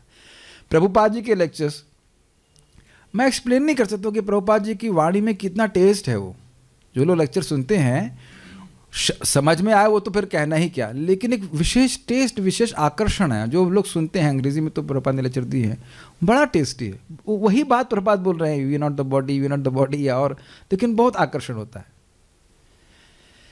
एनीवेज, मैं कुछ उदाहरण आपको दे रहा हूँ। एक बार तो हमारे सामने घटना हुई, परम पूज्य वृंदावन चंद महाराज प्रवचन कर रहे थे, और मैं जैसे प्रवेश ही कर रहा था, एक व्यक्ति खिड़की पे खड़े थे। ओह कितना मिठास है, कितना मिठास है। उसको कुछ और समझ नहीं आ रहा है कि बोला क्या जा रहा है, लेकिन कितना अच्छा लग रहा है, कितना अच्छा लग रहा है। ऐसे एक गृहस्थ भक्त भी आए थे, प्रवचन तो ठीक ही से कर रहे थे, लेकिन उनकी आवाज़ बहुत अच्छी लग रही थी। इतनी अच्छी आवाज़ थी कि मैं खाली आवाज़ सुनने के लिए चला गया था। मैं पहले बता चुका हूँ, बाली में मैं रेस्ट कर रहा था, और एक भक्त, कोई गृहस्थ भक्त थे, इतना सुंदर गा रहे थे, मतलब रेयरली कभी मैंने ऐसा गायन सुना। इतना सुंदर गा रहे थे, मैं बिना स्नान के मुझसे रहा नहीं किया। मैं जाके मंदिर में घुस गया, कौन गा रहा है, कौन गा रहा है। Such an attractive voice. आपने देखा होगा कभी कभी, एक बार हमारे यहाँ पे 24 आवर कीर्तन में एक भक्त कभी आए थे, वो ये गा रहे थे, हरे कृष्णा कृष्णा कृष्णा हरे हरे, हरे राम हरे राम। इतना आकर्षण था ना उसमें, मैं एक्सप्लेन नहीं कर सकता। एक्चुअली मैं तो लो में गा रहा हूँ, बहुत ऊंचा से करके गा रहे, Hare Krishna, I can not immediate, वो देखिए एक्सप्लेन नहीं कर सकता। कुछ लोगों की वाणी में एकदम आनंद होता है, बहुत सुख होता है। तो सुखदेव गोस्वामी की वाणी में कितना सौंदर्य होगा, उसको कितना अलंकृत करेंगे, उसकी तो हम कल्पना नहीं कर सकते हैं। लेकिन जैसे कि सूत गोस्वामी के बारे में कहा गया, आपायति गोविंद पाद पद्मासवम मधु, अमृत पिला रहे हैं। तो सूत गोस्वामी की वाणी को भी भगवान ने अलंकृत किया था। तो ये सब बातें हमें समझाने के लिए क्या प्रयोजन था समझाने का। अंतर्यामी के रूप में भगवान सबकी वाणी को विभिन्न रूप से, विभिन्न रसों से, रौद्र भय आदि से अलंकृत कर रहे हैं। तो यहाँ पे कौन से रस का आवाहन कर रहे हैं कि भाई भगवान माधुर्य, आह्लाद, आनंद देने वाले रसों से हमारी वाणी को अलंकृत करें, सुखी हों सब भक्त। तो क्यों कर सकते हैं भगवान? क्योंकि भगवान अंतर्यामी के रूप में हैं। आकाश आदि पंच महाभूतों के द्वारा, भूतेर महद भी, इमा अर्थात ये सब सभी जगह दिखाई देने वाले, पुरह अर्थात शरीरों का, निर्माय अर्थात निर्माण करके, स्पष्ट है। अमुषु अर्थात इन शरीरों में, यत मतलब जो शयन करते हैं, अर्थात अंतर्यामी होने से निवास करते हैं, स्पष्ट है। यहाँ पुरुष शब्द की सम्यक अर्थात ठीक प्रकार से व्याख्या को प्रमाणित करते हैं, जिनको पूरी अर्थात शरीर में हाँ, जिनको पुरी अर्थात शरीर में शयन करने से पुरुष कहा जाता है। तो यदमूष पुरुषः मतलब ये पुरुष भगवान क्षीरोदक्षाय विष्णु को इंगित कर रहा है जीव के मतलब इस शरीर के संबंध में। अब ब्रह्मांड के संबंध में देखेंगे तो गर्भोदक्षाय विष्णु के रूप में। हम लोग फोकस करेंगे क्षीरोदक्षाय विष्णु के रूप में, तभी समझ में आएगा, क्योंकि उसका संबंध अंतर्यामी के रूप में हो रहा है। अब एक प्रश्न करेगा, कैसे एक का सभी जगह शयन संभव है? भाई मैं कहूँ कि मैं वहाँ सो रहा था तो मैं मंदिर में भी सो रहा था और मैं यहाँ भी सो रहा हूँ और मैं सब जगह सो रहा हूँ, ऐसे कैसे हो सकता है? तो वहाँ कहा है कि भगवान विभु अर्थात सर्वसमर्थ है। वह ऐसा करने में समर्थ है कि एक ही समय में सभी के हृदय में सो रहे हैं। ठीक है, ये विभु का अर्थ है। अतएव षोडश गुणान। अब अतएव का क्यों लिंक है? देखिए, विभु हैं, सर्वसमर्थ हैं, सभी के हृदय में है, इसलिए षोडश गुणान सभी के इंद्रियों का भोग रहे हैं। मेरे हृदय में होते और आपके में नहीं होते तो मेरी इंद्रियों का भोग करते और आपके इंद्रियों को नहीं कर पाते, लेकिन क्योंकि विभु हैं और सभी के हृदय में शयन कर रहे हैं, इसलिए सभी की इंद्रियों का सेवन कर रहे हैं, सभी की इंद्रियों को भोग रहे हैं। जैसे देखिए, मैं बोल रहा हूँ भगवान के बारे में, बोलने का प्रयास कर रहा हूँ, तो भगवान मेरी वाणी का आस्वादन कर रहे हैं। मैं कोई हीरो नहीं हूँ, खाली भगवान के बारे में बोल रहा हूँ। आप कान से सुन रहे हैं तो भगवान आपसे प्रसन्न हो रहे हैं। यस, आप मान लो जप करते हो तो आपका वाणी से भगवान प्रसन्न हो रहे हैं। आप कान से सुन रहे हैं तो आपके कान से प्रसन्न हो रहे हैं। अब तो समझ में आ रहा है। आप प्रसाद ग्रहण करते हो, भगवान प्रसन्न होते हैं। यस, आप प्रसाद बना रहे हैं तो भगवान प्रसन्न होते हैं। आप मेरी बात समझ रहे हैं? जो भी कर्मेंद्रिय, ज्ञानेंद्रिय और मन आदि के संकल्प इत्यादि हैं, उनका भोग भगवान कर रहे हैं। अरे यही तो है ना। ऋषि के क्या श्लोक? ऋषि के नहीं तुम्हें ऋषिकेश नहीं, संस्कृत भाई। ऋषि के न ऋषिकेशः सेवनम भक्ति रुच्यते। इंद्रियों से इंद्रियों के स्वामी भगवान श्री कृष्ण की सेवा की जाए, इसको भक्ति कहा जाता है। भगवान का प्रसाद खाना भक्ति है कि नहीं? और भक्ति मतलब भगवान की सेवा करना। मैं बोल रहा हूँ भगवान के बारे में तो भगवान की सेवा हो रही है। आप सुन रहे हैं भगवान के बारे में तो आप भगवान की सेवा कर रहे हो। तो Krishna is enjoying this service और नॉट, ये बात बोली जा रही है। हम केवल भक्ति कंटेक्स्ट में बोल रहे हैं, बाकी तो चीज़ें अभी आएंगी। षोडश गुणान अर्थात 11 इंद्रियों तथा पंचभूत मतलब पृथ्वी जल वायु अग्नि आकाश रूप 16 कलाओं का वे भोग करते हैं। He enjoys. जैसे भी हम प्रसाद बनाते हैं, भोग बनाते हैं, तो दाल चावल कहाँ से आया? पृथ्वी जल वायु अग्नि आकाश, उसको ग्रहण करते हैं कि नहीं? भगवान स्वीकार करते हैं। सिंपल एक बात है। और बाकी अब मैंने समझा दिया आपको। मान लो आप पाँव से चल करके वृंदावन आते हैं, तो क्या ये सेवा है? तो आपकी चलने वाली कर्मेंद्रियों का भगवान की सेवा में उपयोग हो गया। अगर वाणी से भगवान के बारे में बोल रहे हैं तो ये भी एक कर्मेंद्रिय हुई। मान लीजिए आपने किसी को बोला आइए भागवत क्लास में आइए, तो क्या ये वाणी का उपयोग हुआ भगवान की सेवा में? भगवान इसको सुखी हुए? यस। आइए मुर्गा खाइए, नहीं नहीं, इससे भगवान सुखी नहीं हुए, लेकिन भोंगते हमारी सेवाओं को उस प्रकार से स्वीकार कर रहे हैं। Things very simple to understand कैसे भोग रहे हैं। अथवा प्रकाशित करते हैं या पालन करते हैं। एक अर्थ हो गया कि भगवान भोग करते हैं, दूसरा अर्थ क्या है? प्रकाशित करते हैं। प्रकाशन का क्या अर्थ होता है? प्रकाशन मतलब प्रकट करना।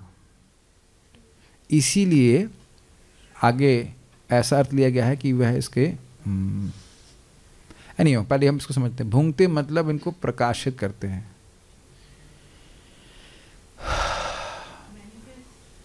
हाँ, मैनिफेस्ट तो अर्थ है। यस, बहुत सिंपल सा अर्थ है।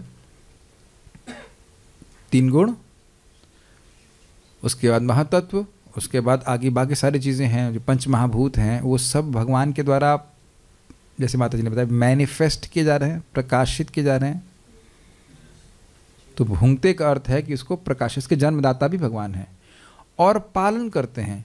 अब आप जानते हो कि पृथ्वी जब प्रलय होता है तो उसकी पृथ्वी अपने गुण को छोड़ देती है और वो नष्ट हो जाती है। फिर जल अपने गुण को छोड़ देता है, नष्ट हो जाता है। तो यहाँ जितने भी तत्व हैं उनको, उनकी स्थिति को बनाए रखने का कार्य कौन कर रहा है? भगवान श्री कृष्ण कर रहे हैं, भगवान विष्णु कर रहे हैं। पृथ्वी अपने स्थान पे टिकी हुई है, जैसे भगवान ने गीता में बोला है ना धारयाम्य अहम ओजसा, क्या श्लोक है? न धारयाम्य अहम ओजस, न गामा विषयत भूतानि धारयाम अहम ओजस। जितने भी क्या कहते हैं ग्रह आदि हैं, उनको भगवान अपने ओज शक्ति से धारण किए हुए, नहीं तो वो बिखर जाएंगे। ठीक है, गुरुत्वाकर्षण शक्ति कह लीजिए, जो भी कह लीजिए, वो संकर्षण भगवान की शक्ति है। तो इन सारे गुणों को प्रकाशन यानी कि मतलब एग्जिस्टेंस में, अस्तित्व में लाने वाले भगवान हैं, और लाने के बाद पालन करने वाले भी भगवान हैं। जैसे जगत में माता पिता बच्चे को प्रकाशित करते हैं, मतलब प्रकट करते हैं, और पालन भी वह स्वयं ही करते हैं। तो ये भुंगते के अर्थ लिए गए। किंतु अच्छा, उसके बाद किंतु ऐसा अर्थ करने पर भुंगते पद में आत्मने पद का प्रयोग आर्ष मानना होगा। ये तो आप लोगों को समझ में आ गया। यस, इसीलिए तो हम समझा रहे हैं कि श्लोक बड़ा मजेदार है। देखिए क्या होता है, एक आत्मने पद होता है, एक परस्मय पद होता है। जब क्रिया किसी दूसरे के लिए की जाती है तो वह परस्मय पद में आता है, और जब अपने लिए की जाती है तो आत्मनेय पद होता है। जैसे आत्मरामश्च मुनियो निर्ग्रंथ अपि उरुक्रमे कुर्वन्ति अहेतुकीं भक्तिम इत्थं भूत गुणोहरि। जो आत्मराम पुरुष हैं, आत्मरामश्च मुनियो, जो मुनिजन हैं, निर्ग्रंथा अपि उरुक्रमे, जिनका ग्रंथि, जिनका मिथ्यांकार नष्ट हो गया है, अपि उरुक्रमे, भगवान उरुक्रम में, कुर्वन्ति अहेतुकीं भक्तिम, अहेतु की भक्ति करते हैं। तो यहाँ पे कुर्वन्ति शब्द परस्मय पद में है। परस्मय पद का मतलब हुआ कि वे भगवान के लिए करते हैं, वो अपने लिए नहीं करते हैं। ठीक है, तो आत्मने पद का प्रयोग हो रहा है कि भुंगते, मतलब ऐसा लग रहा है कि भगवान भोग कर रहे हैं। तो कह रहे हैं ये आर्ष प्रयोग है। आर्ष प्रयोग मतलब पुराना प्रयोग है। वस्तुतः भगवान अपने लिए कुछ नहीं कर रहे हैं। ऐसा देखिए, अगर कहें कि भुंगते मतलब भोग करता है, तो तुरंत हम समझेंगे ना, जैसे हाँ हमें खिचड़ी की इच्छा होती है वैसे हम भोग करते हैं। लेकिन बात यह है कि भगवान भोग करवा रहे हैं, भगवान भोग कर नहीं रहे हैं। जो जीव भोग में लगा हुआ है वो भगवान, आप सब जानते हो कि भगवान जीव की भोग इच्छा को पूर्ण करने के लिए इस जगत की सृष्टि करते हैं। उनको इस सृष्टि से कोई प्रयोजन नहीं है। तो अगर आप सुनेंगे भूंगते तो हाँ भगवान भोग कर रहे हैं, लेकिन वस्तुतः भगवान भोग करवा रहे हैं। लेकिन भगवान जानते हैं कि जब तक वह स्वयं अनुभव नहीं करेंगे जीव अनुभव नहीं कर सकता है, वो असहाय है। इसलिए भगवान के लिए बोल रहे हैं भूंगते भूंगते, लेकिन वो अपने लिए कुछ नहीं कर रहे हैं, वो जीव को करवा रहे हैं। देख रहे हैं कि एक शब्द पे कितना विचार किया गया है। भगवान को कोई प्रयोजन नहीं है, इस जगत के किसी वस्तु से कोई प्रयोजन नहीं है। क्या भगवान बोलते हैं मैं लिप्त नहीं रहता, क्या है उसको ना। एक तो ये भी है, दूसरा वो भी सारी चीज़ें मुझ में हैं लेकिन मैं उनमें नहीं हूँ। 10वें अध्याय में है ना, 9वें में है भगवद गीता के। पश्चिमे योगम ऐश्वरम न च मान में, अनिहा भूल रहा हूँ श्लोक। सभी कुछ मुझ में है लेकिन मैं सब में नहीं हूँ, भूल रहा हूँ मैं भी श्लोक। ठीक है, तो कहने का अर्थ यह है कि सभी कुछ भगवान से सृष्ट है। जगत में हर वस्तु भगवान के द्वारा सृष्ट है, लेकिन भगवान को उसमें इसको भोगने में कोई रुचि नहीं है। भगवान चिन्मय वस्तु के भोगता है। तो अपनी नीड के लिए भगवान भोग नहीं कर रहे हैं, जीवों को भोग प्रदान करने के लिए सुविधा प्रदान कर रहे हैं। लेकिन जानते हैं भगवान की मैं नहीं सुनूंगा, वो नहीं सुनेंगे तो जीव नहीं सुन सकता है। तो इसीलिए यहाँ पे बोला जा रहा है कि ये अर्थ नहीं ले लीजिएगा कि भूंगते मतलब भगवान की कोई नीड है उसके लिए वो ऐसा ग्रहण कर रहे हैं। ठीक है, इसका कारण है, उसका कारण है षोडशात्मक, अर्थात वे 16 कलाओं को ज्ञान युक्त बना देते हैं, चेतयति प्राणित कर देते हैं। भगवान इन सभी गुणों को यानी कि कर्मेंद्रियों को, ज्ञानेंद्रियों को, मन को और पंच महाभूत को चेतनीभूत कर देते हैं, प्राणवान बना देते हैं। इसीलिए ये वस्तुएं सुखमय लगती हैं। अब आप विचार कीजिए, खीर मोहन खाया था ना, खीर मैंने पे आया है कभी नहीं, रसगुल्ला। अब रसगुल्ला सुनते ही मन में कुछ कंसेप्शन आ जाएंगे, हाँ ये तो उसमें काफ़ी एनर्जी है, नहीं अच्छा लगता आपको। आपको कुछ नहीं अच्छा लगता लगे शायद, पता नहीं। चाउमीन, हाँ चाउमीन में भी चेतना में लगता है, कुछ भी नहीं अच्छा लगता। Anyhow what I can say, but there are many people who will see. क्या हम लोग पदार्थ से आकर्षित नहीं होते हैं? मेरे ख्याल से अब तो स्पष्ट समझ में आ रहा होगा। यही नहीं दिख रहा है आप लोगों की हम लोग के शरीर सब चेतनीभूत दिखाई पड़ रहे हैं? चेतनीभूत समझ रहे हैं? प्रकाशमान, प्रैक्टिकल। आप देखिए क्या इस बल्ब में जरा सा भी प्रकाश है? और मैं पूछूं कि रोशनी, इसको ऊपर उठा देंगे जरा, ये भी चेतनीभूत हो गया लग रहा है।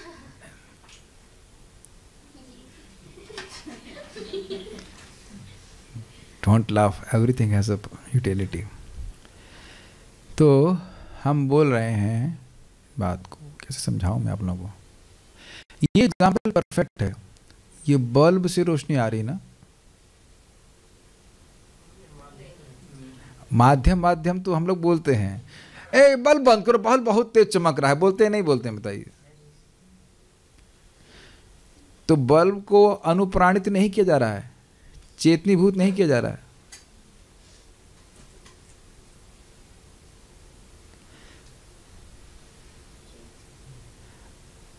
अब और थोड़ा समझने का प्रयास कीजिए। आप लोग देख रहे हैं ना, अब तो शायद आप लोग बहुत आसानी से कैच कर रहे होंगे। ये कभी नहीं सोच रहे ना कि ये जड़ आंख देख कैसे रही है। अब भी नहीं समझ में आ रहा, अब नहीं समझ में आ रहा तो हम सोटी लेके पिटाई करेंगे, हम सोटी को लेके क्रियान्वित करेंगे। और ये भी होता है क्या यहाँ पे? हाँ, क्या आपकी आंख कुछ देख रही है? अब भी आश्चर्य नहीं हो रहा है कि अब भी नहीं समझ में आ रहा है कि कुछ चेतना प्रदान कर रहा है? और मरने के बाद आंख खुली नहीं रहती, लेकिन आंख कुछ नहीं देखती, वही आंख रहती है कि नहीं? नाक सूंघ रही है, जीभ कुछ अनुभव कर रही है, मेरी जीभ बोल रही है, मेरे कान सुन रहे हैं, ये सब मैटर है।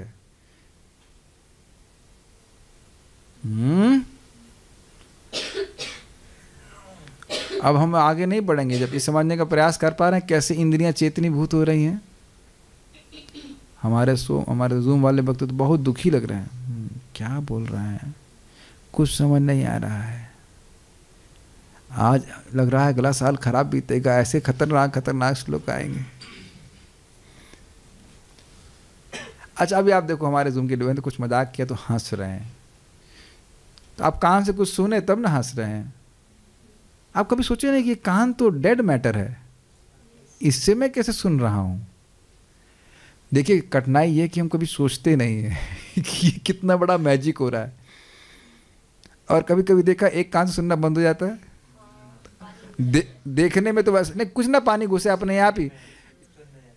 कान का डिजाइन वही रहता है, कान का गोलक, लेकिन सुनाई नहीं पड़ता। आप लोगों ने कभी सोचा नहीं होगा, इसलिए अजीब सी बातें लग रही होंगी। आंखें देख कैसे रही हैं, इसीलिए समझने में दिक्कत आ रही। कभी सोचा नहीं ना कि आंख देख कैसे रही है, या जीभ में ये अलग अलग स्वाद का अनुभव कैसे कर रहे हैं। कठिन हो रहा है ना सोचना, क्योंकि सोचते नहीं कभी। काम हो रहा है और करने वाला करवा रहा है, क्या दिक्कत है? हमें क्या दिक्कत सोचने की? हमारा ठेका तो खाने का है ये सोचने का थोड़ा कि कैसे हो रहा है। मैं आगे नहीं जाऊंगा, मैं छोड़ भी नहीं रहा। आज 31 तारीख के 12 बजे तक क्लास चलेगी, समझ में नहीं आए तो ओनली जूम वाले डिवोटीज कैन रन। आप लोग भी ऐसा कर सकते हैं, अपना एक वीडियो की रिकॉर्डिंग कर दी, हंसते मुस्कुराते और करके छोड़ दीजिए। तो हाँ वाह अच्छा क्लास चला, अच्छा सुन रहा है, कोई दिक्कत नहीं। क्या सब लोग समझ पा रहे हैं इस बात को कि कैसे भगवान हमारी इंद्रियों को अनुप्राणित कर रहे हैं? अनुप्राणित मीन्स एक्टिवेट, जैसे कि स्विच ऑन कर दी। और देखिए कभी कभी किसी की आंख एकदम ठीक लगेगी, लेकिन वो आंख देखने में समर्थ नहीं होती है। कान एकदम ठीक लगेगा। अच्छा हमारे ही मंदिर में वो जानते हैं ना गूंगा को, वो अपना काम करता रहेगा, उसको देख करके आप सोच भी नहीं सकते कि उसे सुनाई नहीं पड़ता है। कान तो बिल्कुल ठीक दिखाई पड़ रहे हैं। तो अब अंदर से भगवान ने सिस्टम बंद करके रखा हुआ है। जो व्यक्ति बहरा है वो कैसे मालूम चलेगा आपको? देख करके तो नहीं मालूम चलेगा। उसके कान भी बिल्कुल वैसे दिखाई पड़ रहे, लेकिन अंदर से सुनाई नहीं पड़ता है। तो ये सारे अंग जितने भी इंद्रियां हैं, इनको भगवान क्रियान्वित कर रहे हैं कि नहीं कर रहे हैं? आप देखिए किसी का हाथ वैसा का वैसा रहता है और फिर एकदम से काम करना बंद कर देता है। ये सारे इंद्रियों को भगवान शक्ति दे रहे हैं, अब भी नहीं समझ पा रहे हैं। अब उससे और अधिक मेरे पास सामर्थ्य नहीं। भगवान आपके मन को अनुप्राणित करे, समझे आए, आपको समझ में आ जाए, क्या कह सकता हूँ मैं। तो ये ज्ञान से युक्त बना देते हैं। आंखें कुछ रूप ग्रहण कर रही हैं, जीभ से समझ में आ रहा है अच्छी खिचड़ी है, वेरी नाइस। मैं आज तनिष्क को बोला बेटा छोड़ के मत जाना, मैंने उनको बोला आज इतनी अच्छे के साथ बनाया, तो मर जाओगे तो बहुत याद आओगे। तो आप समझ रहे हैं कि मतलब बड़ा अच्छी प्रसाद बनाया। तो हमने कहा आप समझ रहे हैं कि ज्ञान ग्रहण कर रही है इंद्रियां, हम लोग अनुभव नहीं कर रहे हैं कि ज्ञान इंद्रियां हमारी ज्ञान ग्रहण कर रही हैं, लेकिन जबकि सभी जड़ हैं। Magic which Krishna is doing. तो सभी की इंद्रियों को इस प्रकार से वे अनुप्राणित कर रहे हैं, इसलिए कह रहे हैं षोडश आत्मा। जैसे आत्मा इस शरीर को अनुप्राणित करती है, आत्मा चली जाती है तो शरीर निष्प्राण हो जाता है, उसी प्रकार से भगवान इन सभी इंद्रियों में, इन सभी तत्वों में प्रवेश करके उनको अनुप्राणित कर रहे हैं। आप स्पष्ट देख सकते हो कि जैसे यहाँ पे करंट है, तो यही करंट इस माइक को, इस स्पीकर को, इस बल्ब को, इस एसी को जो भी चल नहीं रहा, हीटर को, पंखों को, सभी को अनुप्राणित कर रहा है कि नहीं? क्या आप लोग इतने बुद्धू हैं कि इतनी बात भी नहीं समझ सकते? यस मतलब बुद्धू हैं।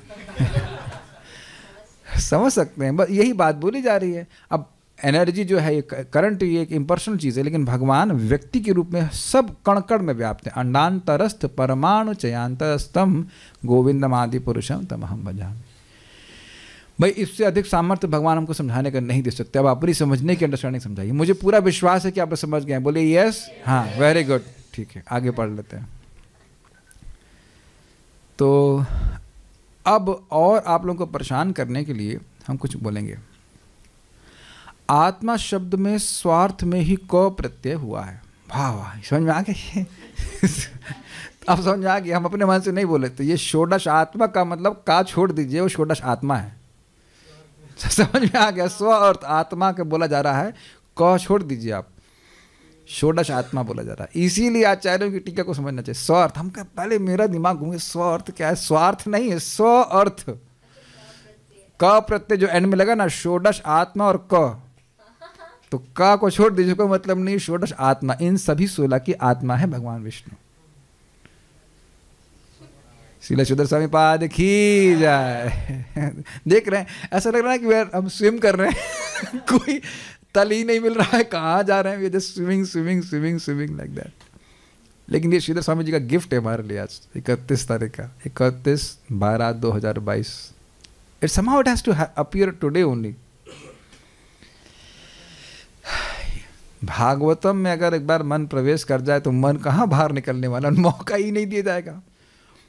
तो अब देखिए, अब हम जो पढ़ेंगे ना वो बड़ा ज़बरदस्त है। यहाँ पर जीवत्व को इसलिए नहीं कहा गया है कि उसको वैसा मानने पर प्रार्थना का विरोध होगा। देखिए ये क्या बोल गए, देखिए क्या हम लोग क्या देख रहे हैं कि मैं आँखों से देख रहा हूँ, मैं कान से सुन रहा हूँ, मैं नाक से अनुभव कर रहा हूँ, ना सूंघ रहा हूँ, जीभ से चख रहा हूँ, कर्मों से, अपनी इंद्रियों से काम कर रहा हूँ, अपने मन संकल्प कर रहा हूँ। तो भोक्ता कौन हुआ? आत्मा। तो षोडश आत्मा मतलब वह जीव जो 16 गुणों को भोग रहा है। लेकिन कह रहे ना, वो षोडश आत्मा जीव अपने से ही प्रार्थना करेगा? बताइए, ये तो बेवकूफ़ी की बात हुई ना। यही प्रभुपाद जी अपने तात्पर्य में लिखेंगे कि भगवान अलग हैं, इसलिए श्रील शुकदेव गोस्वामी उनसे प्रार्थना कर रहे हैं। प्रभुपाद जी वो बात क्यों बोल रहे हैं अब समझ में आ रहा है। मैं एकदम से समझ में नहीं आया प्रभुपाद ये बोल क्यों रहे हैं। बात बहुत सिंपल सी लग रही है, कुछ ग्रहण किया। ये षोडश आत्मा, भाई हम लोगों को तो यही अनुभव हो रहा है ना कि हम इन इंद्रियों का भोग कर रहे हैं, इसीलिए कठिन हो रहा था ना समझने के लिए कि भगवान कैसे भोग कर रहे हैं।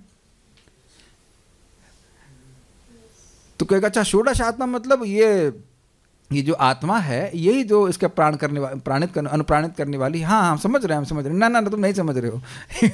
ये जीव को नहीं कहा जा रहा है। ये षोडश आत्मा कौन है? ये भगवान हैं, उनको प्रार्थना की जा रही है। तो हम लोग यहाँ पे आगे बढ़ेंगे। नहीं, रुकने वाला नहीं मैं आज, पूरी जान है, पूरा प्रसाद पा करके आया हूँ, कोई दिक्कत नहीं है, सारार्थ दर्शनीय। देखिए क्या होता है ना, समझने में कोई कठिनाई नहीं होती, लेकिन ये सब एकदम नए कॉन्सेप्ट हैं, इसलिए थोड़ा स्लो जाना पड़ता है। और जैसे जैसे हम लोग आगे बढ़ते जाएंगे स्पीड तेज होती जाएगी।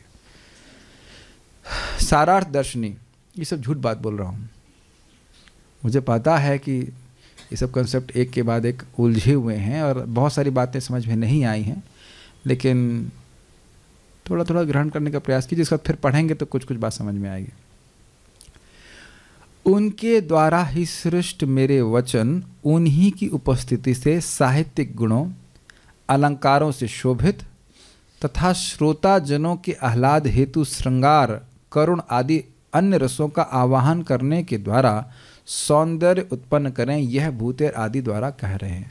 तो वही बात कह रहे हैं। और आगे आप देखेंगे भी कि सुखदेव गोस्वामी कितने सुंदर सुंदर श्लोकों को बोल रहे हैं। आपने कई बार सुना भी है यहाँ पे कि श्लोक तो बाद में समझ में आएगा, उसे गायन करने में बहुत अच्छा लगता है, फिर उसका अर्थ समझ लेते तो और अच्छा लगता है। ठीक है, यह रसशास्त्र है श्रीमद् भागवतम। श्री भगवान मेरे वचनों को उनमें उपस्थित होकर उसी प्रकार अलंकृत करें जिस प्रकार मनुष्य आदि के शरीरों की सृष्टि करके स्वयं उनमें निवास करते हुए उन्हें सफल बनाते हैं, यह कहा गया। ये भी स्पष्ट है। कुछ चीज़ें अलग बोली जाएंगी, बस उसी को एक्सप्लेन करूंगा। भूतेर महद्बीर अर्थात महतत्व और अन्य तत्वों द्वारा इमापुरः अर्थात इन शरीरों की सृष्टि करके वे उन अमूषो अर्थात शरीरों में अंतर्यामी के रूप में शेते अर्थात वास करते हैं। बहुत स्पष्ट है। पुरुष का अर्थ तभी प्रमाणित होता है। श्री भगवान ऐसा कर सकते हैं क्योंकि पुरुष के रूप में वे एकादश इंद्रियों, स्पष्ट, एकादश इंद्रिय मतलब पांच कर्मेंद्रियां, 5 ज्ञानेंद्रियां और मन भी एक इंद्रिय कहलाता है, इसलिए भी इसको एकादश इंद्रिय कहा गया। तथा पंचभूत में निर्लिप्त रहते हुए गुणों का भुंगते अर्थात भोग करते हैं। अब उन्हें और स्पष्ट किया कि भगवान सुन रहे हैं, भगवान मन के संकल्प को भी देख रहे हैं, संकल्प विकल्प को भी देख रहे हैं, संकल्प से भी भगवान प्रसन्न होते हैं। भागवत को सुनने की इच्छा होने से ही भगवान उसके हृदय में ग्रसित हो जाते हैं, तो उसके संकल्प का भोग नहीं कर रहे हैं। आप मान लो सोच रहे हो, पता नहीं किसने लोगों ने सोचा कि हाँ 10,000 वैष्णव बैठे हुए हैं और उनको मैं घी की पूड़ी छान छान कर खिला रहा हूँ। नहीं सोचा ना? सोचने में क्या दिक्कत है, लेकिन ऐसा सोचने से भगवान प्रसन्न हो जाते हैं। और ये मोर जॉय इसका ये सब तो ये भी भगवान देख रहे हैं, लेकिन भगवान निर्लिप्त हैं। आप लोग के मन में आता है कि नहीं आता है? कभी कभी मैं सोचता हूँ, oh this thought is very bad, what will Krishna think about it, this is too bad. Sometimes it may come, ये तो डिवोटी वाला थॉट नहीं है, लेकिन कभी कभी अच्छे विचार भी आ जाते हैं कि हम प्रचार कर रहे हैं, लोगों को कृष्ण भावना दे रहे हैं, भक्त हो गए हैं, जो भी है। तो भगवान बिना टच किए भोग करना है, बिना टच के खिचड़ी का भोग कैसे कर सकते हैं? देखिए फिर तो समझिए, मान लो कुछ खा रहा है, अब भगवान जब तक उस भोग का अनुभव नहीं करते हैं हम नहीं कर सकते हैं, लेकिन आप देखो कि हम उसको प्राप्त करने के बाद कैसे फंस जाते हैं, कल भी मिलेगा क्या नहीं, लेकिन भगवान इसमें निर्लिप्त नहीं होते। जैसे यथा आकाश स्थितो नित्यम वायु सर्वत्र गो महान, आकाश में जैसे बहुत सारी वस्तुएं हैं, सभी वस्तुएं आकाश में हैं, लेकिन आकाश किसी वस्तु से भी लिप्त नहीं होता। आकाश कभी गंदा नहीं हो सकता है, हो सकता है? शायद आप लोग सब समझ ही रहे होंगे इस बात को। तो भगवान सभी को भोग भुगवा रहे हैं, लेकिन खुद भगवान उसमें लिप्त नहीं होते, उनको कोई स्पृहा नहीं होती। हाय हाय दैया, ये गुलाब जामुन इतना मिल गया, ओ कल मिलेगा कि नहीं, अच्छा वो लेके आना खीर मोहन, बहुत दिन से खाया नहीं है। ऐसा भगवान की जीभ कभी नहीं लपलपाती। आप सुन ही चुके हैं भगवान की रानियां कितनी सुंदर थी, फिर भी भगवान का कभी मन को डिगा नहीं पाई। आप लोग प्रथम स्कंद में सुन चुके हैं कि नहीं? इस जगत की कोई वस्तु भगवान को आकर्षित नहीं कर सकती है। तो आप कहेंगे फिर भगवान हमारा भोग क्यों स्वीकार करेंगे? वो हम पर कल्याण करने के लिए स्वीकार करते हैं। भगवान हमारा भोग स्वीकार करते हैं, हमारी भक्ति स्वीकार करते हैं, उनको वस्तु में कोई इंटरेस्ट नहीं है। आप बड़े प्रेम से बना के लाए, वो बात है। ऐसा नहीं कि भगवान मरे जा रहे हैं, लक्ष्मी जी कहती हैं बस बस डाइवोर्स डाइवोर्स डाइवोर्स, मैं नहीं बनाऊंगी खाना, मैं जा रही हूँ ससुराल, सॉरी मायके जा रही हूँ, बहुत हो गया। नहीं काम करूंगी, ऐसा कुछ भी नहीं होने वाला। लक्ष्मी सहस्त्र शत संभ्रम सेव्यमानम, लेकिन भगवान निर्लिप्त रह के भोग करते हैं। ठीक है, भोग समझ रहे हैं, जस्ट एंजॉय, क्योंकि वह अपनी दृष्टि मात्र से ही आस्वादन करते हैं। ये तो आप रोज ही देखते हो, भगवान भोग स्वीकार भी करते हैं लेकिन हाथ गंदे नहीं, कभी नहीं कहते हाथ धुलाओ। तो स्पष्ट समझ आ गया, कर ही रहे। प्रसाद तो खाते ही हैं, आप राधा श्याम सुंदर के सामने ले आए, खा लीजिए, खा लिया। वैसे तो भक्त तो भावना करते हैं बाद में हाथ धुलाए कुछ करें, लेकिन भगवान के हाथ कभी गंदे होते देखे आपको? नहीं देख लिए, खा लिया। ये भी भगवान की विशेष शक्ति है। ये भी अच्छा होता है ना सर। पैसा ही नहीं खर्च करना पड़ता, गुलाब जामुन खा लिया चलते होने, और फिर वो चीज़ यथावत रह गई। ये भी इंटरेस्टिंग है, लेकिन दिक्कत क्या होती है, सब लोग हमारा उच्चिष्ट खाते रहते, सारे पाप हमारे पर चढ़ जाते हैं। वैसे ये कहा भी जाता है दर्शने अर्ध भोजन, वो आगे की बात है। तो भगवान इस प्रकार से दृष्टि मात्र से आस्वादन करते हैं। और आप इसको भी आप अर्थ में आप समझ सकते हो, हम लोग पहले सुन चुके हैं, भगवान का इस जगत से सामीप्य और नियामक का संबंध है। भगवान इसके समीप रहते हैं गुणों के, लेकिन उनको स्पर्श नहीं करते। और एग्जाम्पल क्या दिया गया था, मैग्नेट का। मैग्नेट लोहे के कंट्रोल कर लेता है बिल्कुल, लेकिन स्पर्श नहीं करता है। और एग्जाम्पल यहाँ पे भी दिए गए थे रिमोट कंट्रोल का। आप कंट्रोल कर रहे हैं लेकिन आप उसको टच नहीं कर रहे हैं, एसी को या टीवी इत्यादि को, ये तो आप समझ रहे हैं। तो भगवान केवल दृष्टिपात करते हैं जगत में, जगत के ऊपर, लेकिन जगत पे स्पर्श नहीं करते हैं। तो कहते हैं ना ना ना, भगवान तो अंतर्यामी के रूप में, हाँ जी अंतर्यामी के रूप में भी हैं, फिर भी वे गुणों का स्पर्श नहीं करते। ये उनका अद्भुत गुण है। पानी में चले जाएंगे लेकिन भीगेंगे नहीं। ये एक अजीब सी भगवान की शक्ति है। वे भगवान मेरे भी वचनों के गुणों के आस्वादन द्वारा प्रसन्न हो, यह भाव है। जो भगवान जगत के सभी कार्यों से का आस्वादन कर रहे हैं, वह मेरी भी वाणी से प्रसन्न हो। भोंगते मेरी भी वाणी का भोग करें, उनको अच्छी लगे मेरी वाणी, ये बात है। दूसरा, षोडशात्मक अर्थात जो 16 गुणों की आत्मा अर्थात उनको चेतना प्रदान करने वाले हैं। ये भी समझ में आ गया, इसको समझिएगा। अंतिम का वही अर्थ है जो का के बिना शब्द का है। षोडश आत्मा, आत्मक नहीं लीजिएगा। जिस प्रकार, अभी समझ लो, इससे समझ आ जाएगा। जिस प्रकार समस्त वस्त्र अलंकारों आदि से युक्त किंतु आत्मा की उपस्थिति से रहित शरीर भक्तों के द्वारा अस्पृश्य है, उस प्रकार हे प्रभु मेरे वचन आपकी उपस्थिति से रहित न हो, यह भाव है। कुछ समझ पा रहे हैं? षोडश आत्मा का अर्थ क्या हुआ?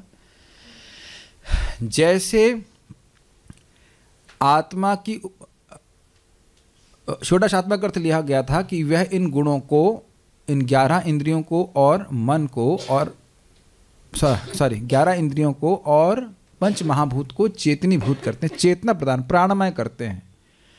तो अब आप यहाँ देखेंगे कि इस जगत में शरीर को प्राण कौन करता है? आत्मा करती है। आत्मा चली जाती है तो शरीर में प्राण निष्प्राण रहता है। शरीर को कितना भी सुंदर सजा दिया जाए, शरीर अच्छा नहीं दिखता, कोई आकर्षण नहीं लगता उसमें।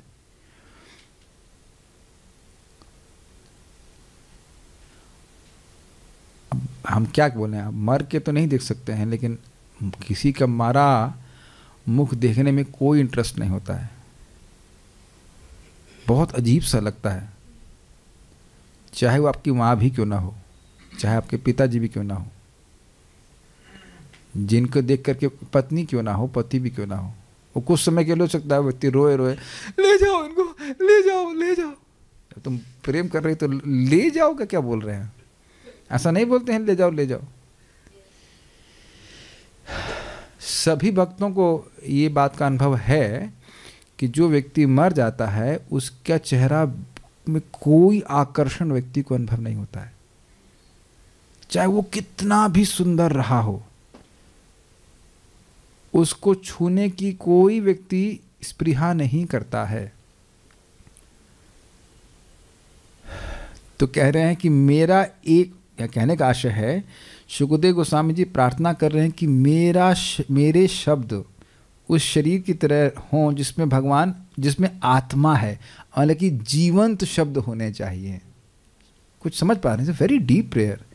मेरे शब्द भगवान के यश से रहित ही ना हो, एक भी शब्द भगवान के यश से रहित ना हो।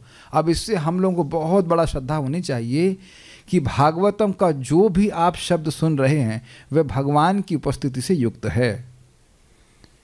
इसीलिए भागवत को 1.1.3 में क्या कहा था?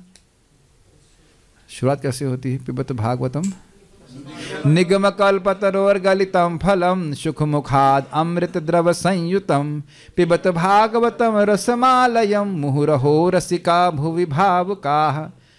तो ये जो भागवत है वो कैसा है? कहते हैं फल है। फल क्यों कह रहे हैं? क्योंकि वो ऊपर से नीचे गिर करके फट नहीं गया है। ब्रह्मा जी से नारद जी, भगवान से ब्रह्मा जी, ब्रह्मा जी से नारद जी, नारद जी से व्यासदेव, व्यासदेव से सुखदेव, ऐसे करके शाखा प्रशाखा में आया है। और उसके बाद कह रहा है कि भाई जब फल बोला तो रस क्यों बोल रहे हो? तो रस इसलिए बोल रहे हैं क्योंकि इसमें कोई हे अंश नहीं है। रस ऐसे पीते हैं ना, उसमें कोई ऐसे मुंह में कुछ बीज तो आता नहीं कि थूक दिया आपने, ऐसा तो करते नहीं है। तो उसका इसमें छिलका और बीज नहीं है, अर्थात इसका कोई भी श्लोक त्याज्य नहीं है। तो अब समझ में आ रहा है क्यों सुखदेव गोस्वामी जी का वाणी से भगवान के यश से अलावा कुछ निकलेगा ही नहीं। यही प्रार्थना भगवान कर रहे हैं। किससे कर रहे हैं वो? ऐसा नहीं कि हम कुछ बोल दें और वो है भगवान के यश से रहित हो। जैसे एक मरे हुए शरीर को स्पर्श भी नहीं किया जाता है भक्तों के द्वारा। भक्तों का मतलब है साधुजन समझते हैं कि भाई ये अपवित्र है, इसको नहीं छूता है व्यक्ति, या अगर छुएगा तो उसको स्नान करना पड़ेगा। ऐसे ही वह शब्द जो भगवान के यश से युक्त नहीं है वो कैसे हैं? शव के समान। शव शोभना मता, आगे कहीं आएगा, भागवत में ही आएगा। शव शोभना मता, शव की शोभा है। शव को केवल कुत्ते सियार ही पसंद करते हैं। तो ऐसे ही मेरी वाणी में भगवान हमेशा विद्यमान रहें, उसको अनुप्राणित करें, उसको जीवंत करें। इसी को बार बार कहा गया है कि भगवत गीता, भागवत, ये सब देखने में ह क ग लग रहा है, लेकिन ये सब this is a live literature. कैसे समझाऊं मैं इस बात को? जीवंत। जैसे देखिए अखबार, व्यक्ति बड़े उत्साह से सुबह लेता है, पढ़ता है उसको, लेकिन कुछ ही समय वो बोर हो जाता है और शाम को बिल्कुल नहीं पढ़ने का मन करता है। लेकिन आप देखिए श्रीमद् भागवतम को पढ़ते हैं, एक विशेष प्रकार का आध्यात्मिक शक्ति का संपर्क आप अनुभव करते हैं। चैतन्य चरितामृत को पढ़ते हैं, एक विशेष प्रकार के आध्यात्मिक संपर्क का अनुभव करते हैं। इट इज़ नॉट सेम, यद्यपि वही लिखा हुआ है ह क ग ए बी सी डी। क्या प्रभुपाद जी के ग्रंथ इंग्लिश में जो लिखे गए वो ABCD में लिखे गए ना? लिखे गए हैं, लग रहा है, लेकिन वही प्रभाव हो रहा है क्या? नहीं, वो प्रभाव नहीं हो रहा है, वो अलग प्रभाव हो रहा है। हमारे जीवन में पापों को नष्ट कर रहे हैं, भगवान की भक्ति में हमको प्रवृत्त कर रहे हैं। अगर ये ना समझ में आ रहा हो तो प्रथम स्कंद में श्लोकों को देख लीजिएगा। तदवाग विसर्गो जनताग विप्लवो यस्मिन् प्रतिश्लोकमबद्धवत्तपि नामानि अनन्तस्य शिवंकितानि यद् शृण्वन्ति गायन्ति गृह्णन्ति साधवः इत्यादि। इसको आप नारद जी की शिक्षा में से वहाँ पे देखेंगे तो समझाएंगे। दीज आर नॉट, इसको इंग्लिश तरह देखिए श्लोक की। On the other hand a literature which is full of transcendent, ऐसे करके कुछ बोलते हैं, वो अलग ही सृष्टि है। वाणी की वह सृष्टि जो भगवान के यश से युक्त, वो अलग ही सृष्टि है। वह लोगों के पापों को नाश करने वाली है, उनको अनुप्राणित करने वाली है। ठीक है? अच्छा, मैं अभी भी नहीं रुक रहा हूँ। तात्पर्य अभी आसानी से समझ में आ जाएगा, दिखाइए। On the other hand, that literature which is full of description of the transcendental glories of the name, fame, form, pastimes, etc. of the unlimited Supreme Lord is a different creation full of transcendental word. तो जो ये श्लोक है 1.5.11 आप देख लीजिएगा उसको। तो ये तो आप ऐसे समझने का प्रयास कीजिए, ऐसे बहुत अब समझ में आ जाएगा। वही पुरुष है या स्त्री है, बड़ी सुंदर लग रही थी, कब तक? जब आत्मा थी। वही स्त्री है, अब एकदम बिल्कुल नहीं अच्छी लग रही, क्यों? आत्मा गायब। अब समझ में आ गया? तो वही शब्द है क ख ग हा पा जा जो भी, लेकिन भगवान के यश से युक्त है तो साधुजन उसको स्वीकार करना, ये बहुत अच्छा है। और अगर भगवान के यश से रहित है तो ना, ये तो बिल्कुल अब शव के समान अस्पृश्य है। तो मेरे वचन भगवान के यश से युक्त हों, ये कहने का आशय है। जीवंत शब्द हों। आप लोग बुद्धिमान हैं, सब समझ गए, है ना, समझ गए तात्पर्य। अच्छा, ये तात्पर्य शुरू होने से पहले आपको समझ में आ जाएगा कि ये जो लास्ट लाइन हमने पढ़ी है चक्रवर्तीपाद की टीका की, तो भगवान पे अपनी आश्रितता को व्यक्त कर रहे हैं कि भगवान आपकी कृपा होगी तभी ऐसा होगा कि हर श्लोक हर शब्द आपके यश से पूरित होगा। इसलिए प्रभुपाद जी तात्पर्य कैसे ओपन कर रहे हैं, देखिए। पूर्ण आश्रित भक्त के रूप में अपनी सामर्थ्य पर गर्व करने वाले संसारी व्यक्ति से सर्वथा विपरीत शुकदेव गोस्वामी भगवान से प्रसन्न होने के लिए प्रार्थना करते हैं, जिससे उनके प्रवचन सफल हों और श्रोताओं द्वारा समाहित हों। समाहित हों मतलब श्रोता समझ पाएँ। भक्त सदैव अपने आप को किसी भी सफलता में निमित्त मात्र मानता है और अपने द्वारा किए गए किसी भी कृत्य का श्रेय लेने से इनकार करता है, जबकि ईश विहीन नास्तिक कार्यकलापों का सारा श्रेय लेना चाहता है, जो यह भी नहीं जानता कि परमात्मा भगवान की मर्जी के बिना एक पत्ता भी नहीं हिल सकता। सिंपल शब्दों में, अच्छा काम होता है तो भक्त क्या सोचता है, कृष्ण की कृपा। गलत काम होता है तो मेरे दुर्गुण है। और जो अभक्त है, अच्छा काम मैंने किया है और बुरा काम भगवान ने किया है। इस पर एग्जाम्पल देंगे। एक भक्त ने हमको बोले, खुद ही अचार बहुत सारा खाए, चटनी खाए और पूरी रात सो नहीं पाए, फिर बोले Krishna is giving me this pen. हमने कहा Krishna gave you chutney also, Krishna gave you pickles also, only Krishna did not give you sufficient intelligence। और ये पहली बार नहीं हुआ है, भूतवा भूतवा पर ये पहले भी हो चुका है लीला, लेकिन चटनी लीला फिर कर रहे हैं। और फिर आरोप किस पे जा रहा है, कृष्ण पे जा रहा है, कृष्ण ऐसा कर रहे हैं। कितनी गलत बात है ये। तो कभी कभी भक्त भी ऐसा कर लेते हैं। यानी आओ हमको हंसी आती इसी बात पे। खाओ अचार तुम, भगवान को देखो, भगवान ने भी अचार खाया, ये बात सही है। जब तक भगवान अचार नहीं खाते आप नहीं खा सकते, लेकिन दिक्कत क्या है, भगवान निर्लिप्त है और आप पूरी तरह लिप्त हो गए इसमें, है कि नहीं। इसलिए जीव में भगवान में अंतर है। एनीवेज, ये हम सब भक्तों को ग्रहण करना चाहिए। आप कुछ भी अच्छा कर पा रहे हो, कुछ भी, खाना अच्छा बनाया, जप अच्छा किया, खा लिया, कुछ लोगों को बड़ा अहंकार होता है, हम बहुत खा लेते हैं 10 रोटी, कुछ भी कर पा रहे हैं। Don't be proud of borrowed plumes. जो कुछ भी है, अगर समान शब्द कहें, उधार की भोकाली का अहंकार नहीं करें। भोकाली समझते हैं आप, भोकाल मतलब बहुत बड़ी शूरवीरता को भोकाली कहा जाता है। तो उधार की भोकाली का अहंकार नहीं करें। ये सुना है, नए नए शब्द है ना, उधार की भोकाली। भोकाली का मतलब भोकाल काटने का मतलब होता है कि व्यक्ति बहुत अपने सामर्थ्य को प्रदर्शित कर रहा है। तो जो कुछ भी कर रहे हो भगवान की शक्ति से कर रहे हो। Make sense? ठीक है, ओके। अतएव शुकदेव गोस्वामी उन परमेश्वर के निर्देशानुसार आगे बढ़ना चाहते हैं जिन्होंने ब्रह्मा जी को वैदिक ज्ञान व्यक्त करने के लिए प्रेरणा दी थी। पिछले श्लोक में देख लीजिएगा, प्रचोदिता ये न पुरा सरस्वती इत्यादि। वैदिक ग्रंथों में वर्णित सत्य न तो संसारिक कल्पना के सिद्धांत हैं, न वे कपोल कल्पित हैं, जैसा कि अल्पज्ञ लोग कभी कभी सोचते हैं। अर्थात जैसे वो सोचते हैं कि आजकल के साइंटिस्ट अपने मुंह से कोई थ्योरी बता रहे हैं, ऐसे शुकदेव गोस्वामी भी कोई थ्योरी बता रहे हैं। ऐसी थ्योरी नहीं, वो वास्तविक सत्य बता रहे हैं। और सोचते हैं कि ये कैसे हो सकता है कि एक जामुन का फल नीचे गिरा, उसे नदी बन गई। अगर तुमको वो जूस पीने को मिलता तब तुम नहीं कहते, तो हाँ ये तो अच्छा है, हम मानते हैं, क्योंकि तुमको जूस नहीं मिल रहा इसलिए तुम कह रहे हो कि ऐसे कैसे हो सकता है कि जामुन फटा और नदी बन गई।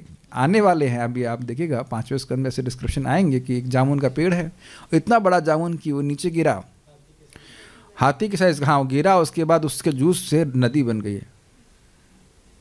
तो आप कहेंगे ये तो कपोल कल्पना है, गप है, ये हुआ है। तो अब सब तुम्हारे हिसाब से चलेगा दुनिया में। अब यहाँ दूध के क्या 70 रुपये लीटर दूध आ रहा है, तो हम कल्पना कर सकते हैं कि क्षीर सागर भी होगा, दूध का सागर। और फिर कहेंगे दूध फटा नहीं। इस सोचेगा ना कि दूध फटा क्यों नहीं अब तक। तो तुम्हारे दिमाग का दही बन रहा है, लेकिन इसका अर्थ यह नहीं है कि सब कुछ तुम्हारे अनुसार चलेगा, है कि नहीं। ये लोग सोचते हैं, लाल भुजक्कड़ वाली बात है ना।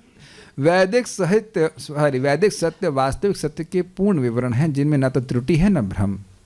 सुखदेव गोस्वामी सृष्टि संबंधी सत्यों को वास्तविक तथ्यों के रूप में प्रस्तुत करना चाहते हैं, न कि दार्शनिक चिंतन के किसी तत्व ज्ञान के सिद्धांत के रूप में, क्योंकि वे उसी तरह भगवान के इशारे पर चलेंगे जिस तरह ब्रह्मा जी अनुप्राणित हुए थे। ये समझ में आ गया भाई। यहाँ सृष्टि के बारे में लोग अपनी अपनी थ्योरी देते हैं, लेकिन सुखदेव गोस्वामी को इस प्रकार की थ्योरी देने में कोई इंटरेस्ट नहीं है। वो ये कह रहे जैसे ब्रह्मा जी को ज्ञान दिया और ब्रह्मा जी के मुख से सरस्वती प्रकट हुई थी, यानी कि यथावत ज्ञान प्रस्तुत हुआ था, ऐसे ही मेरे मुख से यथावत ज्ञान प्रस्तुत हो जाए।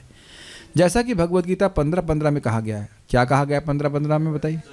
सर्वस्य चाहम हृदि सन्निविष्टो मत्तः स्मृतिर्ज्ञानम अपोहनम च वेदैश्च सर्वैरहमेव वेद्यो वेदांत कृत वेद विदेव चाहम सर्वस्य चाहम हृदय सन्निविष्टो। हम सभी के हृदय में मैं सम्यक रूप से निविष्ट हूँ। मत्तः स्मृतिर ज्ञानम अपोहनम च, मुझसे ही स्मृति ज्ञान और अपोहनम आता है। ये श्लोक भी कैसे मुख से आ रहा है आप देखेंगे, कई बार प्रवचन करेंगे नहीं आ रहा होता और घट से आ जाता है। ये आप लोग देखे होंगे प्रवचन करते समय एकदम से आ जाती है बात। तो कौन दे रहा है? वो भगवान श्री कृष्ण दे रहे हैं। तो यही बात बोल रहे हैं कि जैसा कि भगवद गीता में कहा गया है, भगवान स्वयं वेदांत ज्ञान के जनक हैं और वेदांत दर्शन के वास्तविक तात्पर्य को जानने वाले एकमात्र वही हैं। अतएव वेदों में वर्णित धर्म के सिद्धांतों से बढ़कर कोई सत्य नहीं है। ऐसा वैदिक ज्ञान या धर्म सुखदेव गोस्वामी जैसे प्रामाणिक पुरुष द्वारा फैलता है, क्योंकि वे भगवान के विनीत दास थे, जिन्हें स्वनियुक्त व्याख्याकार अर्थात लाल भुजक्कड़, स्वनियुक्त व्याख्याकार मतलब जिनकी नियुक्ति कोई नहीं किया, वो खुद ही नियुक्त हो गए हैं और व्याख्या करना शुरू कर दी हैं, जिन्हें स्वनियुक्त व्याख्याकार बनने की कोई इच्छा नहीं थी। समझ में आया? जैसे वो स्टीफन हॉकिंग भाई साहब थे, वो पूरे ब्रह्मांड की विवेचना कर रहे थे कि कैसे ये एक बिग बैंग से आया, लेकिन उनसे पूछो कि बेटा तू चल क्यों नहीं पाया। आप जानते हो कि ना जानते हो, वो ऐसे मुंह डैंचा करके खड़े हुए, उनके सारे एकदम सभी कुछ, हाँ एक उंगली चलती थी ना, बाकी कुछ नहीं चलता था। और शायद दिमाग भी चलता नहीं था, शायद नहीं 100% दिमाग भी चलता नहीं था। भगवान ने दिमाग भी पंगु कर दिया। तो बोल रहा है कि बिग बैंग से, एक्सप्लोजन से सारी सृष्टि हो गई है और उसी के अनुयायी भी बन गए हैं। तो अब उनसे पूछो कि तुमको कौन नियुक्त किया, कौन तुम्हारे घर में जाके प्रार्थना किया कि आप हमको एक थ्योरी बताइए ब्रह्मांड की सृष्टि का? कोई नहीं किया ना। इसी कहते हैं लाल भुजक्कड़ गिरी, लाल भुजक्कड़ गिरी, उन्हें कुछ नहीं पता है। एकदम आर्बिट मारा ना, हम लोग आईटी बोलते हैं, इसे कहते हैं आर्बिट मार। आर्बिट मारना मतलब आर्बिट्रेरी बात बोलना, अपने मन से ही कुछ बोल देना। एक मान लो किसी ने खिचड़ी बनाई बहुत, तो अब उसकी हम मीमांसा, हम लाल भुजक्कड़ भूज गया, भूजे ना कोई और, कोई नहीं भूज रहा है, कैसे भूज गए? किचन में गए, एक सिलेंडर का विस्फोट हुआ और उसमें से अकस्मात ही चावल ऊपर से उड़ते हुए आए और खिचड़ी ऊपर से, दाल ऊपर से आई, सब्जी अपने आप कट गई, ये हो गया। और वो भी विस्फोट से। पहले अब ये सोचिए, मान लीजिए किसी किचन में विस्फोट होगा तो पहले तो आप ये सोचेंगे ना कि सब कुछ खत्म हो गया सब कुछ पक गया है, ये तो नहीं बोलेंगे ना। और ऐसी सृष्टि की बात करते हैं तो ये इसे कहते हैं स्वनियुक्त व्याख्याकार। मतलब जब पूछा गया यथा गोपायते विभुर, कैसे भगवान इस सृष्टि का पालन करते हैं, गोपायती ना पालन करते हैं, गोपायती पालयती तो पालन करते हैं। तो अब वह अपनी बात नहीं कहना चाहते। जैसे प्रभुपाद से पूछा गया कि कृष्ण कैसे लगते हैं, सॉरी भगवान कैसे लगते हैं, तो प्रभुपाद सीधे बोले वेणुम क्वणंतम अरविंद दलायताक्षम इत्यादि। तो कहते हैं ये तो आप ब्रह्म संहिता से बोल रहे हैं। तो प्रभुपाद बोले हैं तो क्या न्यूज़पेपर से बोलूं समझ में आ गया। आजकल लोगों को नई व्याख्या की बहुत मतलब हुड़क कहते हैं, हुड़क समझते हैं, लालसा रहती है, लेकिन जो सही व्याख्या उसकी वह कोई लालसा नहीं करते हैं। बहुत अमेजिंग बात है। गलत व्याख्या हो और नई व्याख्या हो वो अच्छी लगेगी, लेकिन सही व्याख्या हो और परंपरागत तरीके से हो तो उसको वह स्वीकार नहीं करेंगे।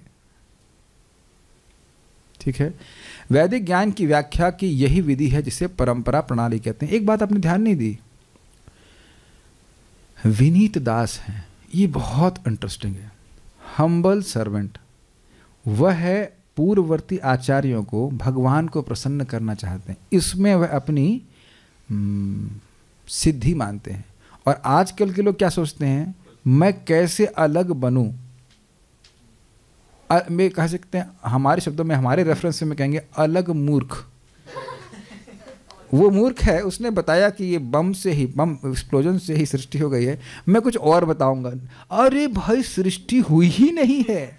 ये भी एक थ्योरी, इसे कहते हैं स्टडी स्टेट थ्योरी। ये ब्रह्मांड ऐसा ही है।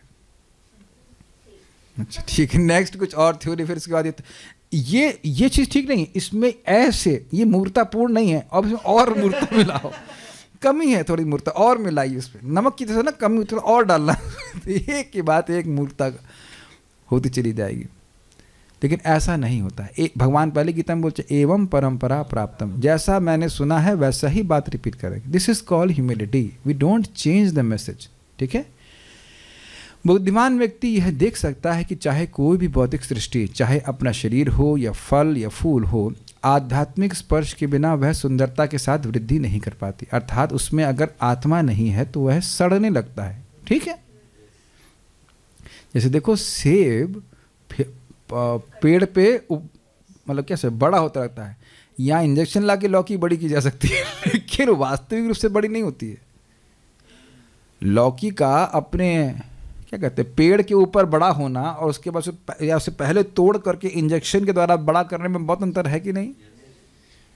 यस, तो वो कनेक्टेड है उस पेड़ से, तब वो बढ़ती है, नहीं तो वो सड़ जाती है।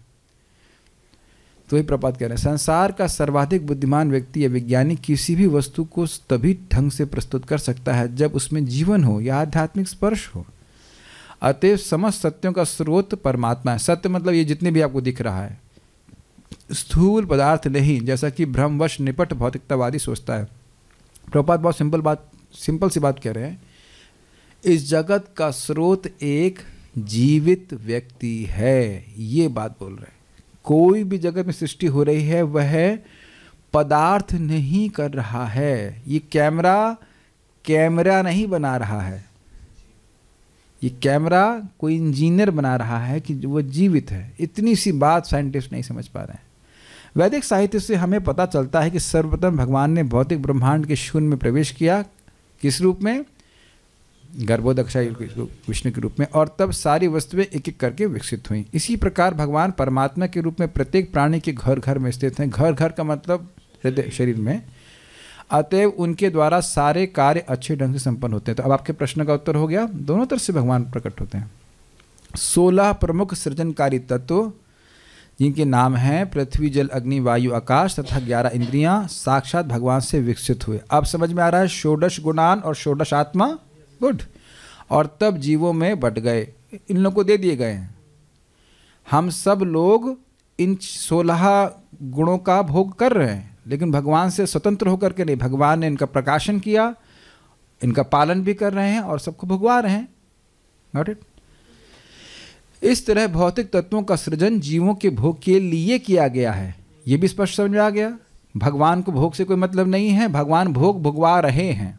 ठीक है, अतएव समस्त भौतिक अभिव्यक्तियों के पीछे जो सुंदर व्यवस्था है वह भगवान की शक्ति द्वारा संभव होती है, और प्रत्येक जीव उसे ठीक से समझने के लिए भगवान से प्रार्थना ही कर सकता है। स्पष्ट है? क्योंकि भगवान परम चेतना हैं और सुखदेव गोस्वामी से भिन्न हैं, अतएव उनकी प्रार्थना की जानी चाहिए। अब समझ में आया इसको मैंने हाईलाइट क्यों किया है? यहाँ पे षोडश आत्मा का अर्थ जीव नहीं है, भगवान है। भगवान सुखदेव गोस्वामी से अलग हैं, उन परमात्मा को, भगवान श्री कृष्ण को प्रार्थना कर रहे हैं। नहीं तो लगा मैं ही अपनी वाणी को अलंकृत कर रहा हूँ, ये नहीं बोल रहे हैं। भगवान मेरी वाणी को अलंकृत करें। परमात्मा, जीवात्मा, ये दो अलग अलग हैं। ठीक है, भगवान भौतिक सृष्टि का भोग करने में जीव की सहायता करते हैं, किंतु वे ऐसे झूठे भोग से पृथक रहते हैं। तो भोगते शब्द से ये नहीं सोचना चाहिए कि भगवान उसमें लिप्त होकर के भोग रहे हैं, लेकिन ये भी सत्य है कि भगवान की सुविधा प्रदान किए जाने के बिना जीव भोग नहीं कर सकता। जैसे मैंने आपको बताया कि हम लोग आँख से देख रहे हैं, लेकिन ये नहीं पता कि आँख से देख कैसे रहे हैं। जब हमको नहीं पता है तो बीच में कोई और भी व्यक्ति होगा ना।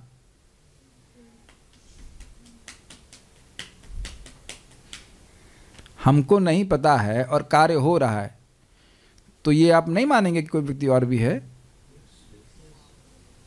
Is it not amazing? भैया से यहाँ पे किसी ने चाउमीन बना के लेके आया, तो मैं कहूँ हिरन भाई चाउमीन बड़ा अच्छा बनाया, तब कहेंगे नहीं मैंने तो नहीं बनाया। तो जैसे ही आप ये स्वीकार करेंगे कि मैंने नहीं बनाया है तो किसी और ने बनाया है, अब तो मेरे ख्याल से एकदम स्पष्ट हो रहा है। मैं नहीं समझ रहा हूं कि मेरी आंख कैसे देख रही है, लेकिन मैं ये जरूर देख रहा हूं कि मैं देख रहा हूं। अब तो बहुत स्पष्ट समझ में आ रहा है। मैं कान से सुन रहा हूं, लेकिन मुझे ये नहीं पता कि मैं कान से सुन कैसे रहा हूं, बल्कि समझ रहे हैं ना, मेरी बात समझ रहे हैं, लेकिन ये नहीं समझ पा रहे हैं कि समझ कैसे रहे हैं। तो इस समझावट में भी कोई व्यक्ति है, समझ में आ रहा है? Good, very good. हर प्रकार से हम भगवान पे आश्रित हैं, ये सबको लोग समझ में आ गया, ठीक है।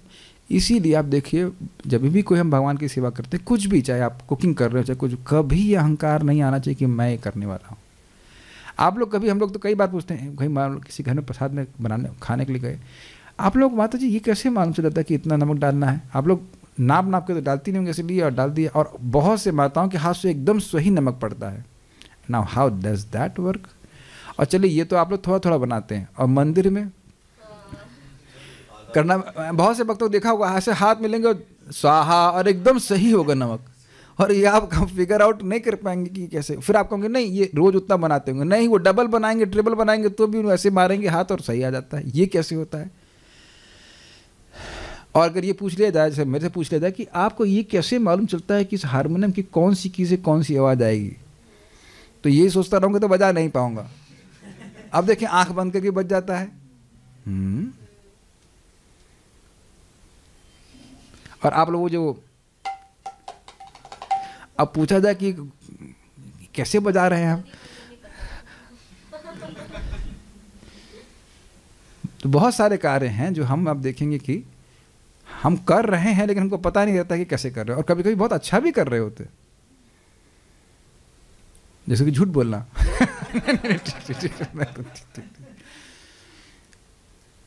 कभी ये सब नहीं बोलना चाहिए, हम इतने साल से रोज मंगल आरती गए हैं, ये बोला। भगवान को आप कभी कंपटीशन में नहीं लेंगे, भगवान कभी मिस नहीं करते। भगवान ने 50 साल से कभी मिस नहीं करी है। एनीवेज,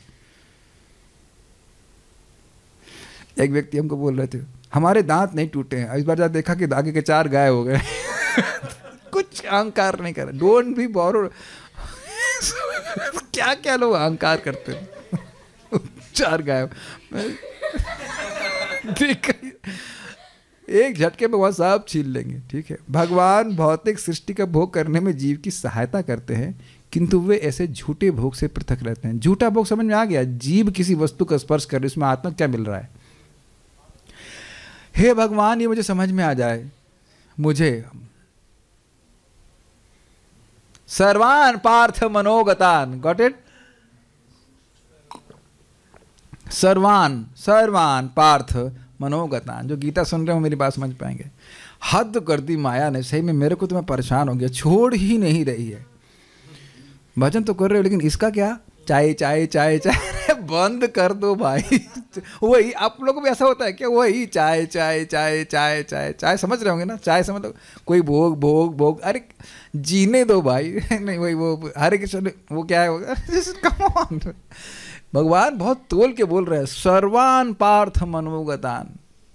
झूठे भोगों में लगा पड़ा हुआ है, तो भगवान पृथक रहते हैं, इससे कोई मतलब नहीं है। क्या ये भगवान का अद्भुत ऐश्वर्य नहीं लगता है? लोग कितने बुरे बुरे कर्म कर रहे हैं और भगवान ही शक्ति भी दे रहे हैं, और भगवान से पृथक नहीं होते। मान लो कोई मर्डर कर रहा है, हम एग्जाम्पल नहीं देना चाहते, लेकिन मान लो कोई मर्डर कर रहा है, कितना घातकी कार्य है, और भगवान उसको भी देख रहे हैं, कुछ भी प्रभाव नहीं पड़ रहा है। एनीवेज, सुखदेव गोस्वामी भगवान से कृपा करने के लिए प्रार्थना करते हैं, जिससे वे सत्य को प्रस्तुत करने में स्वयं सहायता पाने के साथ साथ अन्य लोगों की भी सहायता करें जिन्हें वे सुनाने जा रहे हैं। बहुत सुंदर कि भाई वह स्वयं भी भगवान के बारे में बोल सकें। और ये भी एक बड़ी इंटरेस्टिंग बात है। देखो भाई, मैं बोले जा रहा हूँ और सामने वालों को समझ ही नहीं आ रहा है, तो प्रवचन का प्रयोजन क्या हुआ? अब पता नहीं, देखिए ऐसा प्लीज़ मत बोलिएगा कि हमें कुछ समझ में नहीं आता है, हमको बहुत दुख लगेगा। लेकिन हमने कुछ श्लोक पे बोला और लोगों को समझ ही नहीं आया कि श्लोक का मतलब क्या है, क्या कुछ एप्लीकेशन है, तो बताइए फिर उनके जीवन में कुछ परिवर्तन आने वाला है क्या? तो उस प्रवचन का लाभ क्या होगा? ये ध्यान दीजिएगा कि हम लोग जब कुछ प्रवचन कर रहे हैं तो मतलब प्रवचनम मीन्स अध्यापनम, उनको समझ में आना चाहिए कि यदि वो समझ में आएगा तो उनके जीवन में कुछ रिफ्रेमिंग होगी, भगवान के उन्मुख होंगे। That is the main purpose, नहीं? तो यह भी वो कह रहे हैं कि आपने विषय इतना कठिन बोला है ताकि कठिन विषय इसको मैं खुद ठीक से वर्णन कर पाऊँ और ऐसा बोलूँ कि श्रोता भी समझ सकें। तो इस प्रकार से प्रार्थना कर रहे हैं। आगे अगले श्लोकों में आसान बात होगी, व्यासदेव जी को प्रार्थना करेंगे और फिर आगे कथा शुरू होगी। तो उम्मीद है कि भक्तों को समझ में आया होगा। This is my new year gift for all of you. Krishna, not my gift, the gift of Shri Sukhdev Goswami. I was just an instrument. So will stop here. Shrimad Bhagavatam की जय, श्रील प्रभुपाद की जय, निताई गौर प्रेमानंदे। हम लोग